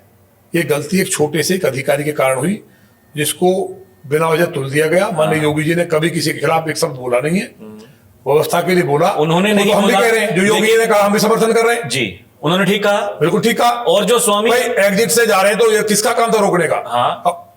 अब संत तो देखिए, संत राजहट, बालहट, तिरियाहट, और जो ये संत है उनकी हट, महात्माओं की हट तो सबसे खतरनाक है। तो महात्मा जी ने हट कर ली। तो हम तो कह रहे दोनों भगवान है, दोनों पीठाधीश्वर है, तो हम इस चक्कर में क्यों घसीट रहे हो? दोनों का हम सम्मान करते हैं, दोनों का भगवत रूप है। योगी जी की बात भी सही है, महाराज जी की भी ठीक है। गलती केवल एक छोटे से अधिकारी की है, उसको सुधार करता तो विवाद ही नहीं बनता। मतलब आपके हिसाब से दोनों ठीक हैं अपनी जगह। अगर दोनों, कल को अगर दोनों में से किसी सब संत ठीक है भारत के, दोनों में से किसी एक को चुनना पड़ा, तब किसको चुनेंगे? मैं कह रहा हूं इसमें हम चुनने की बात ही नहीं आनी चाहिए। क्योंकि देखिए विधायक जी, मैं तो सबके पैर छूता हूं। विधायक जी, मैं इसलिए एज ए लीडर तो मैं योगी जी को चुनूंगा। अगर महात्माओं की बात आएगी तो मैं सारे संतों में कोई भेद नहीं करूंगा। मैं भगवान मानता हूं सबको, सब भगवान का रूप है, सब भगवान का रूप है। अभी देखिए, योगी आदित्यनाथ ने कुछ दिनों पहले कहा कि महापुरुषों को जातियों में नहीं बांटना चाहिए। पश्चिमी उत्तर प्रदेश की राजनीति, जहां से आप भी आते हैं, मैं भी आता हूं, बखूबी हम जानते हैं, बिना जातियों के यहाँ कोई बात होती नहीं। लेकिन पश्चिम में जातिवाद नहीं है। 2017 के बाद में, आप कभी पूर्व में जाओ, 2017 के बाद में हमने देखा कि वो जातिवाद अब धीरे धीरे खत्म हो रहा है। विधायक जी, पहले तो होता था, देखिए टिकटों का बंटवारा इसी आधार पर होता है, कहाँ गुर्जर ज्यादा हैं तो वहां किसको टिकट देना चाहिए, कहाँ जाट ज्यादा है वहां किसको टिकट देना चाहिए, ये तो चलता है, आज भी चलता है। लेकिन अब क्या है कि लोग जातिवाद से ऊपर उठ करके वो हिंदुत्व की बात करने लगे हैं, वो सनातन की बात करने लगे हैं। पश्चिमी उत्तर प्रदेश के आप ही की पार्टी के दो नेता हैं, संगीत सोम जी हैं, पूर्व विधायक, और पूर्व सांसद, पूर्व केंद्रीय मंत्री संजीव बालियान जी हैं। दोनों के बीच में खटपट चलती रहती है, आपको बखूबी पता है। वो कहते हैं कि उन्होंने चुनाव हरवा दिया, वो कहते हैं कि उन्होंने मुझे चुनाव हरवा दिया। आपको कुछ जानकारी है किसने किसको चुनाव हरवाया? चुनाव कोई किसी को हरवा नहीं सकता, कोई इंसान की हैसियत नहीं है जी। भगवान की मर्जी के मेरा पत्ता नहीं हिलता। ये अगर आदमी सोच लेगा तो उस दिन ये सब लड़ाई बंद हो जाएगी। जी। ईश्वर ने हर व्यक्ति को बनाया, किसको क्या काम करना है, वो उस ड्यूटी को कर रहा है। जब हमारे पुण्य और कर्म क्षीण होते हैं या हमारा प्रारब्ध होता है, क्या घटना घटनी है उसके आधार पर सब चीजें होती हैं। तो ये मानना कि मैं ये समझूं कि मैं विधायक रहूंगा सारा, मुझसे बड़ा मूर्ख नहीं है। ये सब तय कर रहा है कोई और ऊपर बैठा, ये सब शंकर जी तय कर रहे हैं किससे क्या काम कराना है। हम लोग कठपुतली हैं, वो यहाँ काम कर रहे हैं। इसलिए अगर संगीत सोम चुनाव हराते या बालियान हराते तो दोनों कैसे हारे, दोनों हार गए। तो ये कहीं ना कहीं उनका, तो मतलब अगर आपस में मतभेद था उसका फायदा मिला विपक्षियों को। मैं बता रहा हूं ना कि ये सब ग्रह चाल है, ये बॉडी एस्ट्रोनॉमी चलती है। सच्चाई तो ये है, राजनीतिक बात हम कुछ भी कर ले। पिछली बार भी विरोध हुआ होगा। बालियान जी का पहले विरोध था, कैसे जीत गए। तो सब समय की बात है, वही तो बड़ी समय बात के है। अकॉर्डिंग ही लोग देखिए, उनका दिमाग काम करता है। संजीव बालियान जी पर आते हैं। अभी महाराजा सूरजमल जी की प्रतिमा का अनावरण था, तो अंतर्राष्ट्रीय जाट संसद, उन्होंने वो प्रतिमा का वहां पर वो कार्यक्रम करवाया था। उसमें संजीव बालियान जी पहुंचे, उसमें और भी दूसरे राज्यों के नेता वो बुला लिए गए।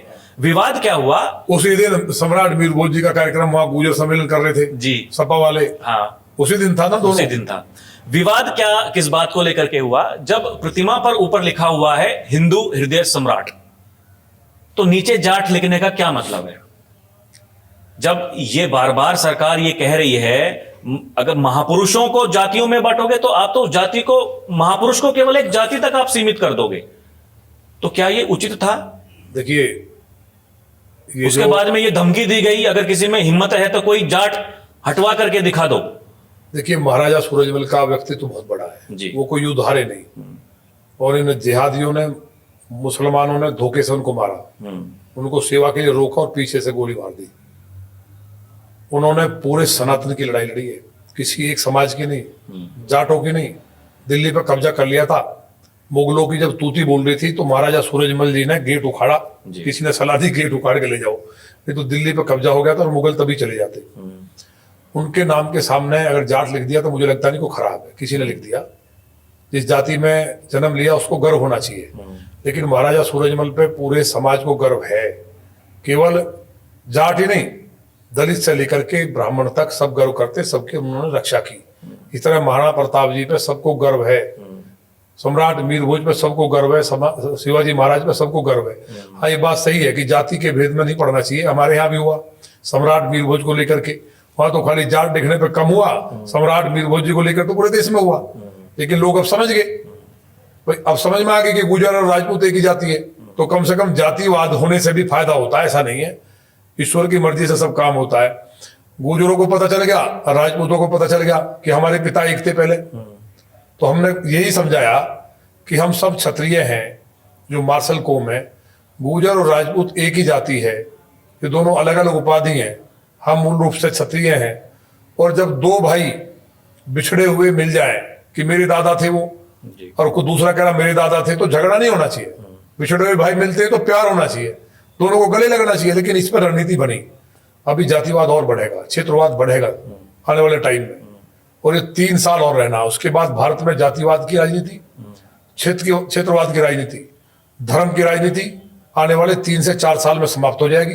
ये मेरी बात नोट करके रखना, क्योंकि बिहार में बैठ करके योजना बनी, फिर दिल्ली में बनी कांग्रेस के मुख्यालय में, कि मोदी जी को हराना हिंदुत्व के नाम पे संभव नहीं, विकास के नाम पे संभव नहीं। और वहां उन्होंने कहा कि जातियों में महापुरुषों के नाम पे विवाद खड़े करो, अपने ही लोग लगा करके मूर्ति तोड़ो, कहीं कुछ करो। संविधान खतरे में आ गया। 24 में हमारी 74 सीट आ रही थी सर्वे में, और ये घटी, उसका केवल संविधान खतरे में आ गया तुरंत। संविधान लेकर घूमने लगे, क्षत्रियों के सम्मेलन होने लगे। एक बहुत बड़ी रणनीति थी जिसको हम भाप नहीं पाए। उसके बाद लोगों की समझ में आई, सब जगह सुपड़ा साफ कर दिया, क्योंकि भगवान तो मैं नहीं, काल ने भी राक्षस को हनुमान जी ने पहचान लिया। जिन्होंने बाबा साहब अम्बेडकर को भूमाफिया कहा, बहन कुमारी मायावती को मार ही दिया था अगर द्विवेदी जी और भाजपा नहीं होती। बहन को कुमारी मायावती के घर के सामने रोड बनाकर उनके ऑफिस को तबाह करने का काम किया। मैंने और काशीराम जी के नाम पे जितने भी जिले थे या अन्य जिन नामकरण जो किए गए थे और जो दलित महापुरुष थे उनके नामकरण किए गए थे, उन सबके नाम बदले, वो दलितों के मसीहा हो गए। तो इस समय की बात है। बाबा साहब अम्बेडकर को भूमा भी कहा इन लोगों ने, बहन जी को मारा, उसके बाद में लोग कहने लगे सपा ठीक है। अब सबकी समझ में आया कि तो भ्रमजाल था। भाई क्षत्रिय सम्मेलन क्यों हुए, ये सवाल किसी ने समझा? क्षत्रियों में कौन सी क्या मुसीबत थी? माने मुख्यमंत्री जी स्वयं जो है, हालांकि संत है, क्षत्रिय हैं, तो ये सब रणनीति थी और इसके लिए फंडिंग हुई। किसकी रणनीति? दिल्ली से। ये कांग्रेस की, समाजवादी पार्टी की थी। जनता की समझ में आ गया कि जातिवाद भड़काने का काम अभी तो जाटों का हुआ है, गुजरों का हुआ है, राजपूतों का हुआ है, दलितों का हुआ है, अभी कुर्मियों का होगा, फिर कहीं और पासी समाज के लोग करेंगे, लोधी समाज के लोग करेंगे, आप देख लेना। लेकिन ये चलेगा 3 साल मैक्सिमम। उसके बाद लोग ये बात मानने को मजबूर होंगे कि हम एक पिता की संतान है और हिंदू हिंदू भाई भाई। और जब हिंदू हिंदू भाई भाई जिस दिन हो जाएगा, जितने भी मुसलमान बने हैं वो सब घर वापसी करेंगे इसी देश में। आपको उम्मीद है साहब? निश्चित करेंगे। इंडोनेशिया में करके भारी संख्या में कर रहे हैं, ईसाई करके 3 करोड़। तो जब हिंदू एकजुट होगा तो जो हिंदुओं से गए हैं, जिनको लगता है कि हिंदू ठीक नहीं है, उनको उत्साह के साथ आएंगे। आज एक्स मुस्लिम बहुत बड़ी संख्या में आया है, बहुत बड़ी संख्या में। मैं लगातार संपर्क में हूं। कश्मीर का जो आंकड़े दे सकते हैं ऐसे? आंकड़े हैं हमारे संपर्क में, बहुत लोग हैं, उस पर काम चल रहा है। आने वाले समय में मुझे लगता है 5 साल के अंदर, 3 साल में तो जातिवाद मिनिमम हो जाएगा बिल्कुल। जो सही काम करेगा मेरिट से चुनाव होगा, ये कहीं जातिवाद पे नहीं होगा, धर्म पे होगा। 3 साल में, 5 साल बाद बहुत बड़ी संख्या में कन्वर्जन होगा, लोग घर वापसी करेंगे। और आने वाले समय में 2047 का जो मिशन है, माने प्रधानमंत्री जी एक संत है, उनके पास कुछ ना कुछ स्पिरिचुअल जो भगवान की जो शक्तियां हैं, जब वो बोलते हैं तो आप देखिए, और वो पूरी होती हैं। तो तब तक भारत विश्वगुरु तभी तो बनेगा, दुनिया में राज करेगा, जब बड़ी संख्या में मुस्लिम जो है, केवल इंडिया के नहीं, बांग्लादेश और पाकिस्तान में देख लेना भगदड़ मचने वाली है। क्योंकि हिंदू से बढ़िया कोई धर्म नहीं है। वहां शादी होने के बाद 7 जन्म का बंधन है। कोई भी मुसलमान नहीं चाहता कि जब मैं शादी कर रहा हूं तो मेरी बहन किसी कठमुल्ले के यहाँ जाकर के कहीं मौलवी के साथ हलाला करना पड़े, इद्दत करनी पड़े, फिर तलाक दे, फिर हलाला करना पड़े। हर मुसलमान भी, इंडिया का हो चाहे एशिया का हो, वो चाहता कि मेरी बहन सुखी रहे। आने वाले 10 साल बाद देश नहीं, दुनिया का मुसलमान, माने महिलाएं, मुस्लिम बहनें मोदी जी को भगवान के रूप में पूजा करेंगी आने वाले 10 साल में। जो 3 तलाक का बिल आया है, इससे अवेयरनेस है, ये बेटियों ने निकलना शुरू कर दिया है। 10 साल के अंदर मोदी जी और सख्त कर दिया तो बहुत जल्दी मोदी जी की पूजा होगी। वो तो मानने को तैयार नहीं। वो तो ये कहते हैं कि हमें तो गजवाए हिंद जो चल रहा है, देखिए ये जो खबरें जो सामने आ रही हैं बार बार, अभी हमने देखा कुछ दिनों पहले दिल्ली में वो पढ़े लिखे डॉक्टरों की फौज वो जाकर के फट गई, इंजीनियर और फट गए, डॉक्टर वो फटने को तैयार हैं। तो आप ये कैसे आप उनकी काट कर सकते हैं? वो काफी आगे निकल चुके हैं, रोजाना कोई ना कोई खबरें हम सामने आ रही है। अवैध धर्मांतरण, अभी देखिए आगरा में कितना बड़ा रैकेट पकड़ा गया, मेरे यहाँ भी पकड़ा गया आज जी। मैंने पत्र लिखा है जी, हाँ। उस पर FIR कर दिए गाजियाबाद पुलिस कमिश्नर ने, और उस पर कार्रवाई भी कर रहे हैं। ये स्लीपर सेल है, लेकिन बहुत बड़ी संख्या में। अब मैंने एंटी हलाला एंड तलाक ब्रिगेड बनाई है। एंटी हलाला ये आप अपने स्तर पर बना रहे हैं? हाँ, सरकार के स्तर पर नहीं सरकारी थोड़ी होती है ब्रिगेड। हाँ। ये एंटी हलाला और तलाक ब्रिगेड मुस्लिम बहनों की है। हाँ। उसमें अभी 51 बहनों की टीम है। वो जो तलाक देगा, हलाला करेगा, उससे जाकर के रिक्वेस्ट करेंगे कि इस बहन को तलाक मत दो।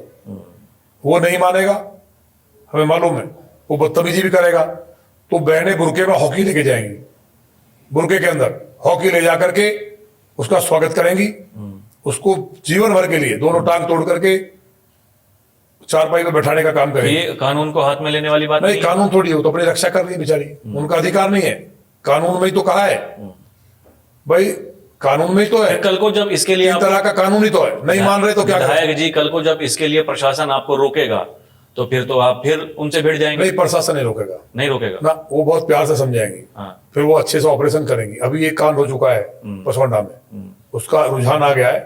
पहले बेटी पर हमला किया उन्होंने, जाहिलों ने, उसके बाद हमें फोन आया, पुलिस ने मदद की। उसको मैंने पूछा कि बताओ क्या आप क्या चाहती हैं?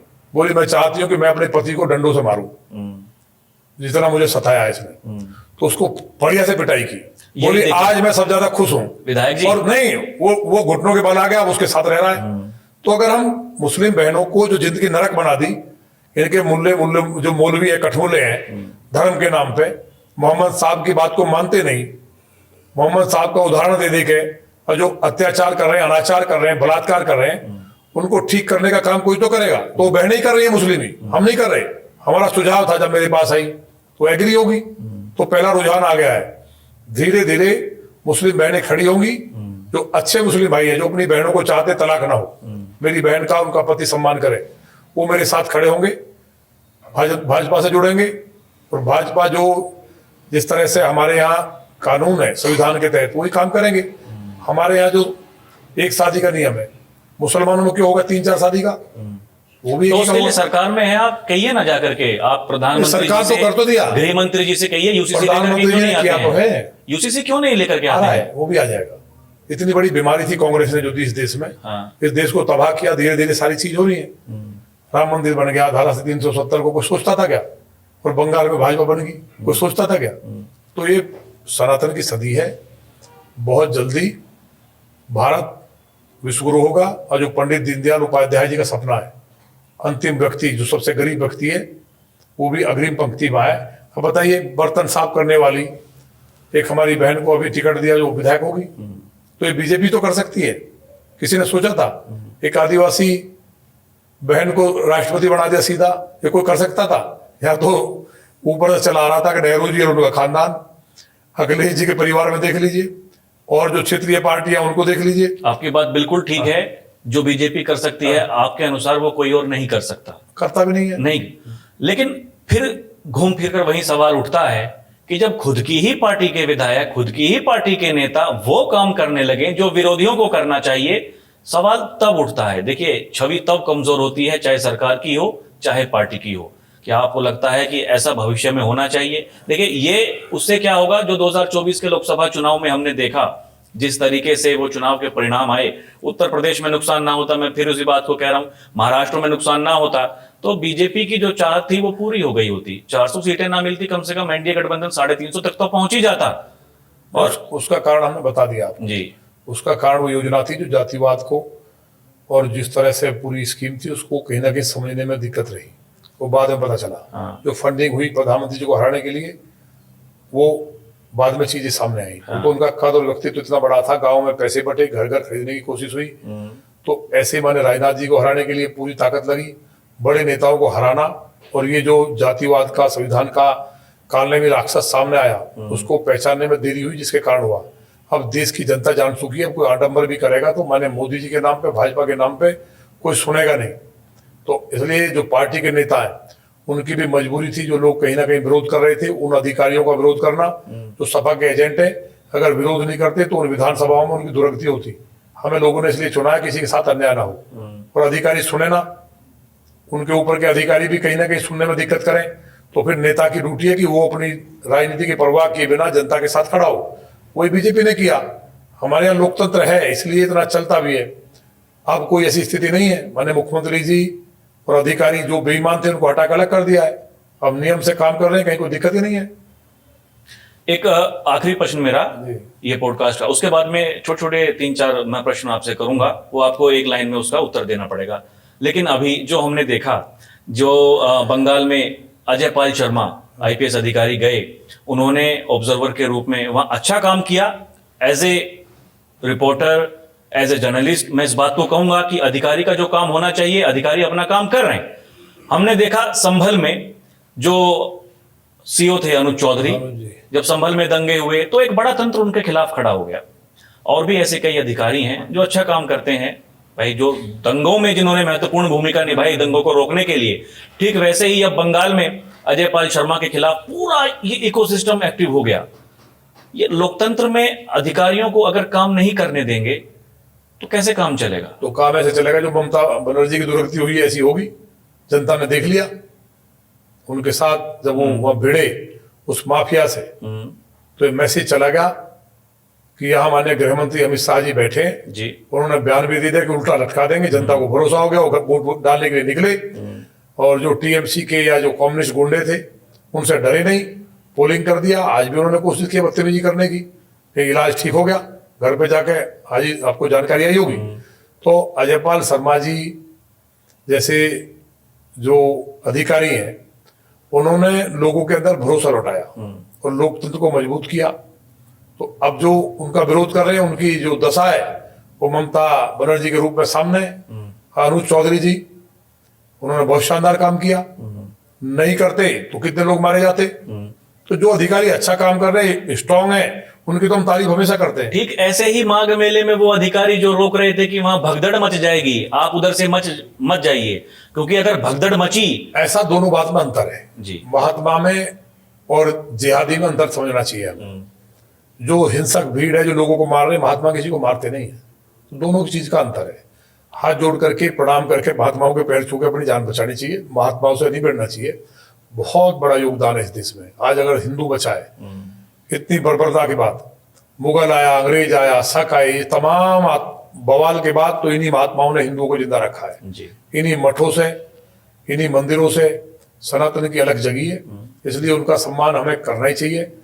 और ये जो ऊपर की कोई बातें हैं तो ये ऊपर वाले जाने, लेकिन महात्माओं को, हर सनातनी को मैं आपके माध्यम से कहना चाहता हूं, हर सनातनी को, कोई भी ब्राह्मण है वो क्या कर रहा है इस पर ध्यान नहीं देना है, उसको प्रणाम करना चाहिए, उसका सम्मान करना चाहिए, तभी सनातन मजबूत होगा। हमारे संत कभी ऐसा नहीं करते कि हलाला करते हो, मस्जिदों में जाने से रोकते हो। हमारे बेटियों को उतना अधिकार है जितना बेटों को। इसलिए तो सब लोग बेटियां भाग रही है हिंदू की तरफ, इसलिए एक्स मुस्लिम बन रहे हैं।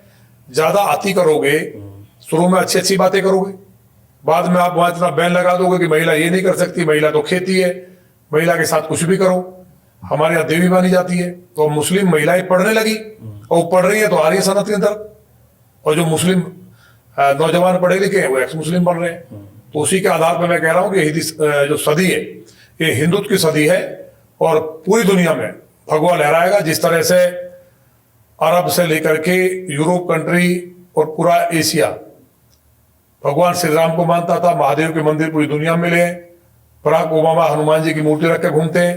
तो ये लक्षण है कि 3 करोड़ से ज्यादा ईसाई तो भारत में राधे राधे करते घूम रहे हैं। तो ये सदी हिंदुत्व की है और इसके लिए मोदी जी ने और भाजपा ने जो काम किया और संघ ने जो काम किया, खुले मन से कहा कि घर वापसी लोग करना चाहते हैं, उनका स्वागत हो। पहले लोग क्या करते थे, हिंदू लोग अगर कोई मुसलमान हिंदू बनना चाहता तो उसको विरोध करते थे। अब हिंदू भी स्वागत कर रहा है, अगर कोई मुस्लिम हिंदू बनना चाहता है, हिंदू स्वागत कर रहे हैं। पहले नहीं करते थे, पहले कहते थे कोई गधा गंगा जी नहाने से क्या घोड़ा बन जाएगा, इस तरह की सोच थी। तो सोच बदली है। तो मुसलमान भाई भी जो जिस धर्म में है वो कायदे से रहें तो अच्छी बात है, कायदे से नहीं रहेंगे तो अति करेंगे तो सारे के सारे हमारी तरफ आ रहे हैं, उनका स्वागत है। मतलब योगी जी वाली लाइन है, कायदे में रहोगे तो फायदे में रहोगे, ऐसा ही। नहीं सही भी है, बताइए। इतना अंत कर दिया था, मतलब लौनी में दिन दहाड़े लड़की उठा ली, 12 साल की, रैप कर दिया, कोई बोला नहीं। गाय काट रहे हैं, हड्डी मील चला रहे हैं, यही हालात था पूरे प्रदेश का, पूरे देश का। दिल्ली में दंगा हुआ, क्या हालत की उन्होंने, दिल भरने की क्या गलती थी, अंकित शर्मा क्या गलती थी, बेचारे दुकानें जला दी, लोगों को मार दिया। उस बार लौनी के लोगों ने हनुमान चालीसा पढ़ा, पूरी दिल्ली ठंडी होगी। अच्छा विधायक जी, आप एक बार जब किसान आंदोलन चल रहा था तो ये खबरें आई कि आप कुछ लोगों को लेकर के वहां किसान नेताओं को हटाने के लिए गए थे। अच्छा, किसान नेता थे वो? क्या सच्चाई है उसमें? वो किसान नेता थे क्या? नहीं थे। बताओ। नहीं, आपको किसान लगता है नेता किसान वो नेता कहते थे? हैं, लिखते हैं अपने नाम के आगे किसानों के नेता। बाबा किसान नेता सबसे बड़ा कौन हुआ देश में, बताओ? सरदार पटेल, उसके बाद चौधरी चरण सिंह, फिर राजेश पायलट, फिर चौधरी साहब हुए अजीत सिंह जी। आज देश में अगर किसानों का सबसे बड़ा नेता है तो मैंने राजनाथ सिंह जी है। किसानों के लिए सही मायनों में जिनको मसीहा माना जाएगा इस भारतवर्ष में, वो मैंने राजनाथ सिंह जी हैं, जिन्होंने चौधरी चरण सिंह जी की जो नीतियां थी, पटेल साहब की नीतियां थी किसानों के लिए, किसान क्रेडिट कार्ड से लेकर के सम्मान निधि और तमाम स्कीम से सोयल हेल्थ कार्ड वगैरह पे जो काम किया, वो मैंने राजनाथ सिंह जी ने जब कृषि मंत्री थे तब किया। तो किसान नेता आप इनको मान लेंगे जो तिरंगा उतार देंगे और खालिस्तान का झंडा फहराएंगे? हमारी बेटियां किसानों की, उनको उठा के दुर्व्यवहार किया, उनको उठा के फेंक दिया गया। ये देश हमारा था, आप वहां जाकर के ट्रैक्टर घुमा रहे हैं और खालिस्तानियों को आगे करके तो उतार दिया, फिर कह रहे बीजेपी के लोग थे वहां। जिस तिरंगे के लिए करोड़ों लोगों ने शहादत दी हो, ये पूरा एनसीआर जल गया था। अगर अकेले हिंडन नदी पे 40,000 लोग शहीद हुए। राव उबराव सिंह भाटिंग राजा थे और उनकी लीडरशिप में लड़ाई लड़ी गई, 40,000 लोग मारे गए। ये देश एक दिन में आजाद नहीं हुआ। धन सिंह कोतवाल जो मेरठ वाले, उन्होंने 1857 की क्रांति की शुरुआत की, पूरे गांव के गांव जला दिए गए। उनकी शहादत और ये तमाम जो हमारा क्षेत्र है यहाँ, दादरी क्षेत्र से लेकर के दिल्ली आसपास, महरौली के चारों तरफ जो गांव थे वो जला दिए गए थे। जो बच्चे पेट में माताओं के बच्चे थे, उनसे गांव आबाद हुए। और उनकी शहादत से तिरंगा, भगत सिंह से लेकर के सरदार भगत सिंह, सुभाष चंद्र बोस, जितने भी शहीद थे जो गुमनाम है, चाहे झांसी की रानी हो, उनकी शहादत के कारण तिरंगा था, उसको उतार करके आपने खालिस्तान का झंडा फहरा दिया। भारत जो है तीसरी बार गुलाम हुआ, पहली बार मुगलों ने, फिर अंग्रेजों ने, और तीसरी बार टिकैत ने किया। किसानों के रूप में जो काले में लोग आए, एक अगर राकेश टिकैत जी आप इस बात को सुनेंगे, उनको देश से माफी मांगनी चाहिए, पश्चाताप करना चाहिए कि वो गलती हुई थी। ये कहना कि बीजेपी के लोग चले गए, ये कोई लॉजिक नहीं है, इसलिए देश के लोग उनसे अलग हट गए। आप वहां अपनी मर्जी से गए थे या फिर मतलब किसी ने नहीं, हमारा, हमें कोई नहीं इस तरह की बात है। हमारा जो अंतरात्मा कहती है वो हम उस आधार पर काम करते हैं। हम वहां जाने की बात ही गलत है कि हम वहां गए थे। हम तो कई बार जैसे हड्डी मिल के पास से गुजरे, हड्डी मिल गिर पड़ी, तो हम जहां से जाते हैं तो थोड़ा लोग हलचल में आ जाते हैं। दूर से, मान लिया हम 10 किलोमीटर दूर से निकल रहे हैं और वहां गलत मनसा करने वाले लोग डिस्टर्ब हो जाते हैं। आपको नहीं पता होगा, हड्डी मिल को कोई बंद नहीं कर सकता था लॉनी में। हम हड्डी मिल के बराबर से गए, गिर पड़ी, लोगों ने कहा हमने ढा दी। इसी तरह दिल्ली में दंगे हुए, हम पर आरोप लगा कि 2,500 बजरंगियों को लेके हमने बॉर्डर पे बैठकर हनुमान चालीसा पढ़ा तो सारे जिहादियों मरने लगे और दिल्ली छोड़ के भाग गए और शांति होगी। तो शंकर जी की हम पे कृपा है, इसलिए कुछ काम अपने आप हो जाते हैं। अब आखिर में मैं आपसे पूछूंगा, आपको नेता का नाम लेना होगा। जैसे अभी तक जब से देश आजाद हुआ, भारत का सबसे अच्छा प्रधानमंत्री कौन? देखिए, भारत के अब तक के अगर सबसे अच्छे प्रधानमंत्री अगर माने जाएंगे तो देश के सबसे प्रधानमंत्री माने मोदी जी के मुकाबले का प्रधानमंत्री न भूतो न भविष्य, ऐसी संभावना है। इन्होंने इस देश को, भाजपा के लिए, पूरा देश में भाजपा इसलिए नहीं, दुनिया के सबसे लोकप्रिय लीडर हैं वो लगातार रैंकिंग में, तो निस्संदेह माने मोदी जी है। विपक्ष का कोई प्रधानमंत्री जो सबसे अच्छा आपको लगता हो, जिसने सबसे अच्छा देखिए, काम किया? विपक्ष का अगर देखा जाए तो लाल बहादुर शास्त्री जी सबसे अच्छे प्रधानमंत्री थे। उनके बाद कोई नहीं? नहीं, अब है और अलग अलग सबकी भूमिका है। सबसे अच्छा मुख्यमंत्री अभी तक? अभी तक के अगर सबसे अच्छे मुख्यमंत्री देखे जाए तो हमारे उत्तर प्रदेश के मुख्यमंत्री माने योगी आदित्यनाथ जी हैं, और उनके बाद अगर किसी का नंबर है जो मैं मानता हूं तो वो हेमंत जी है। हिमंता बिस्वा शर्मा, क्योंकि वो भी हिंदुत्व की बात कर रहे हैं इसलिए? नहीं, हिंदुत्व की नहीं, हाँ। काम किया है। केवल हिंदुत्व, थोड़ी यूपी का नक्शा क्या था, सड़कें थी क्या, बिजली आती थी क्या, मेडिकल कॉलेज थे क्या, कुछ था ही नहीं। सब नहीं, खत्म जैसे था। योगी जी ने काम किया ऐसे ही काम कर रहे हिमंता बिस्वा शर्मा, इसलिए डेवलपमेंट भी किया है। हिंदुत्व तो है ही है, हाँ। लेकिन डेवलपमेंट भी है। अगर विपक्ष में, पूरे विपक्ष में सबसे अच्छा मुख्यमंत्री आप अभी तक किसको मानते हैं? देखिए, विपक्ष में अगर थोड़ा बहुत हम मानते हैं जिसने कुछ काम किया किसी टाइम में, तो वो दिग्विजय सिंह का हम थोड़ा सा ठीक मान सकते हैं उत्तर प्रदेश में। अब मैं नेता का नाम लूंगा, उनके लिए आपको एक शब्द बोलना है। वो शब्द एक से दो भी हो सकते हैं। केशव प्रसाद मौर्य एक बहुत महान नेता है। अखिलेश यादव? अखिलेश यादव कंफ्यूज लीडर है। मायावती जी? मायावती बेहतर प्रशासक। अगर मैं आपसे ये पूछूं, दो नेताओं में आपको किसी एक को चुनना है, तो योगी आदित्यनाथ और ब्रजेश पाठक में आप किसको चुनेंगे? देखिए, हमारे दोनों ही नेता शानदार हैं, अपनी चुनने की अलग अलग क्वालिटी है, तो अलग अलग विषय है, लेकिन निसंदेह योगी जी को ही लोग इसलिए चुनेंगे क्योंकि योगी जी हमारे लीडर है सबके, तो योगी जी नंबर 1 पे, केशव जी भी और पाठक जी भी, या और भी हमारे नेता योगी जी को चुनेंगे, तो मैं भी योगी जी को चुनूंगा। राहुल गांधी और अखिलेश यादव में कौन अच्छे नेता है? देखिए, राहुल गांधी जी तो नेता नहीं है। राहुल गांधी राजनीति कर रहे, गलती कर रहे हैं। उनसे कहीं ना कहीं बेहतर तो अखिलेश जी है। चंद्रशेखर आजाद रावण और बहन मायावती जी, इन दोनों में आप दलितों के नेता किनको अच्छा मानते हैं? देखिए, तो चंद्रशेखर जी भी बहन जी को मानते हैं, जी। तो वो हम कौन है? वो भी बहन जी को मानते हैं कि उनके साथ तो नहीं है वो। साथ ना हो, लेकिन वो भी मानते हैं उनको। चंद्रशेखर बढ़िया है, मेहनत कर रहे हैं, संघर्ष करके बन के आए हैं, और लोकतंत्र में जो जीत के आया वो नेता है। लेकिन चंद्रशेखर जी का कई बार बयान आया कि बहन जी का हम सम्मान करते हैं, नेता है।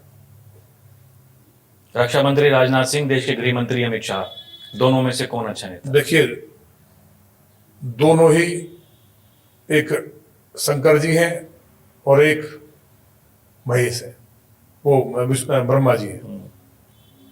तो है एक ही, मोदी जी, अमित शाह जी और माननीय राजनाथ जी, ये तीनों लीडर ये ईश्वर का अंश है, और एक ही है, दो नहीं है। जो इनको दो देख रहा है गलती कर रहा है। ये जो सदी चल रही है, जिस तरह रामायण में, महाभारत में सारे अवतार आए थे धरती पे धर्म की स्थापना करने के लिए, लोग पहचाने ना पहचाने, भगवान श्री कृष्ण जी जब धरती पे थे तो भीष्म जी और अर्जुन को पता था कि ये भगवान है साक्षात। दुर्योधन जैसे मूर्ख जो है वो सोचते थे ग्वालिया आए, या जो और भी लोग थे। तो इसी तरह से माने मोदी जी और माने राजनाथ जी और माने अमित शाह जी, ये ब्रह्मा विष्णु महेश की जोड़ी है, तीनों एक ही हैं। है नहीं वो, ब्रह्मा विष्णु सदाशिव जानत अविवेका, ओम अक्षर में तीनों एक का, तीनों एक ही हैं। इसलिए कोई छोटा बड़ा नहीं है, तीनों हमारे लिए पूज्य है। प्रधानमंत्री नरेंद्र मोदी के बाद में किसको आप प्रधानमंत्री बनते हुए देखना चाहेंगे? जिसको पार्टी बनाएगी। आपकी पसंद? पहली पसंद? मेरी पसंद तो जो संगठन पसंद करेगा वो मेरी नहीं, सबकी पसंद है। किसी को बनाए पार्टी, पार्टी हमारी ये निश्चित है कि जो राष्ट्र के लिए काम करेगा, जिसका बहुत बड़ा योगदान, उसी को बनाएगी। अगर पार्टी विधायक नंद किशोर गुर्जर जी को ये कहती है कि अब की बार आपको अपनी सीट छोड़नी पड़ेगी, वो तो मैं पहले ही बोल चुका। पार्टी कहेगी कि मिट्टी खोदूंगा। कोई दूसरी पार्टी में मैं एमएलए बनने नहीं आया था ना, मैं टिकट मांगा। कोई दूसरी पार्टी में नहीं जाएंगे? नहीं, बिल्कुल नहीं, कभी नहीं? नहीं, कभी नहीं, सपने में नहीं, सोच भी नहीं सकता मैं पार्टी की। बीजेपी में ही रहेंगे? कैसे संभव है? किसका करेक्टर बचा है जिसमें जाए? तो मेरे विचार को सपोर्ट करेगा, जो पार्टी लेगी वही खत्म हो जाएगी। मुझे तो भाई, मैं हिंदुत्व का काम करे बिना मान नहीं सकता। कोई मुस्लिम कहीं गाय काटेगा या किसी बेटी के साथ दुराचार बलात्कार होगा तो मैं तो उसको रगड़ूंगा। तो बीजेपी ने इतना सपोर्ट किया, इतनी ताकत दी, और मेरा जो विचार था, जो आरएसएस के कार्यकर्ता होने के नाते जो मेरे जीवन में गया, उसको पोषित करने का, लौनी में रामराज करने की जो ताकत मिली तो वो बीजेपी से मिली। तो मैं कहा ना, मेरे बाबा एमएलए थोड़ी थे कि मैं एमएलए रहूं। कोई अच्छा कार्यकर्ता पार्टी तय करेगी, हाँ, लेकिन कोई गुंडा माफिया आएगा तो हम जरूर विरोध करेंगे। विधायक जी, बहुत बहुत धन्यवाद हमें समय देने के Thank लिए। you so much. बहुत बहुत धन्यवाद। तो दर्शकों, अभी के लिए इतना ही। नमस्कार, जय हिंद, जय भारत।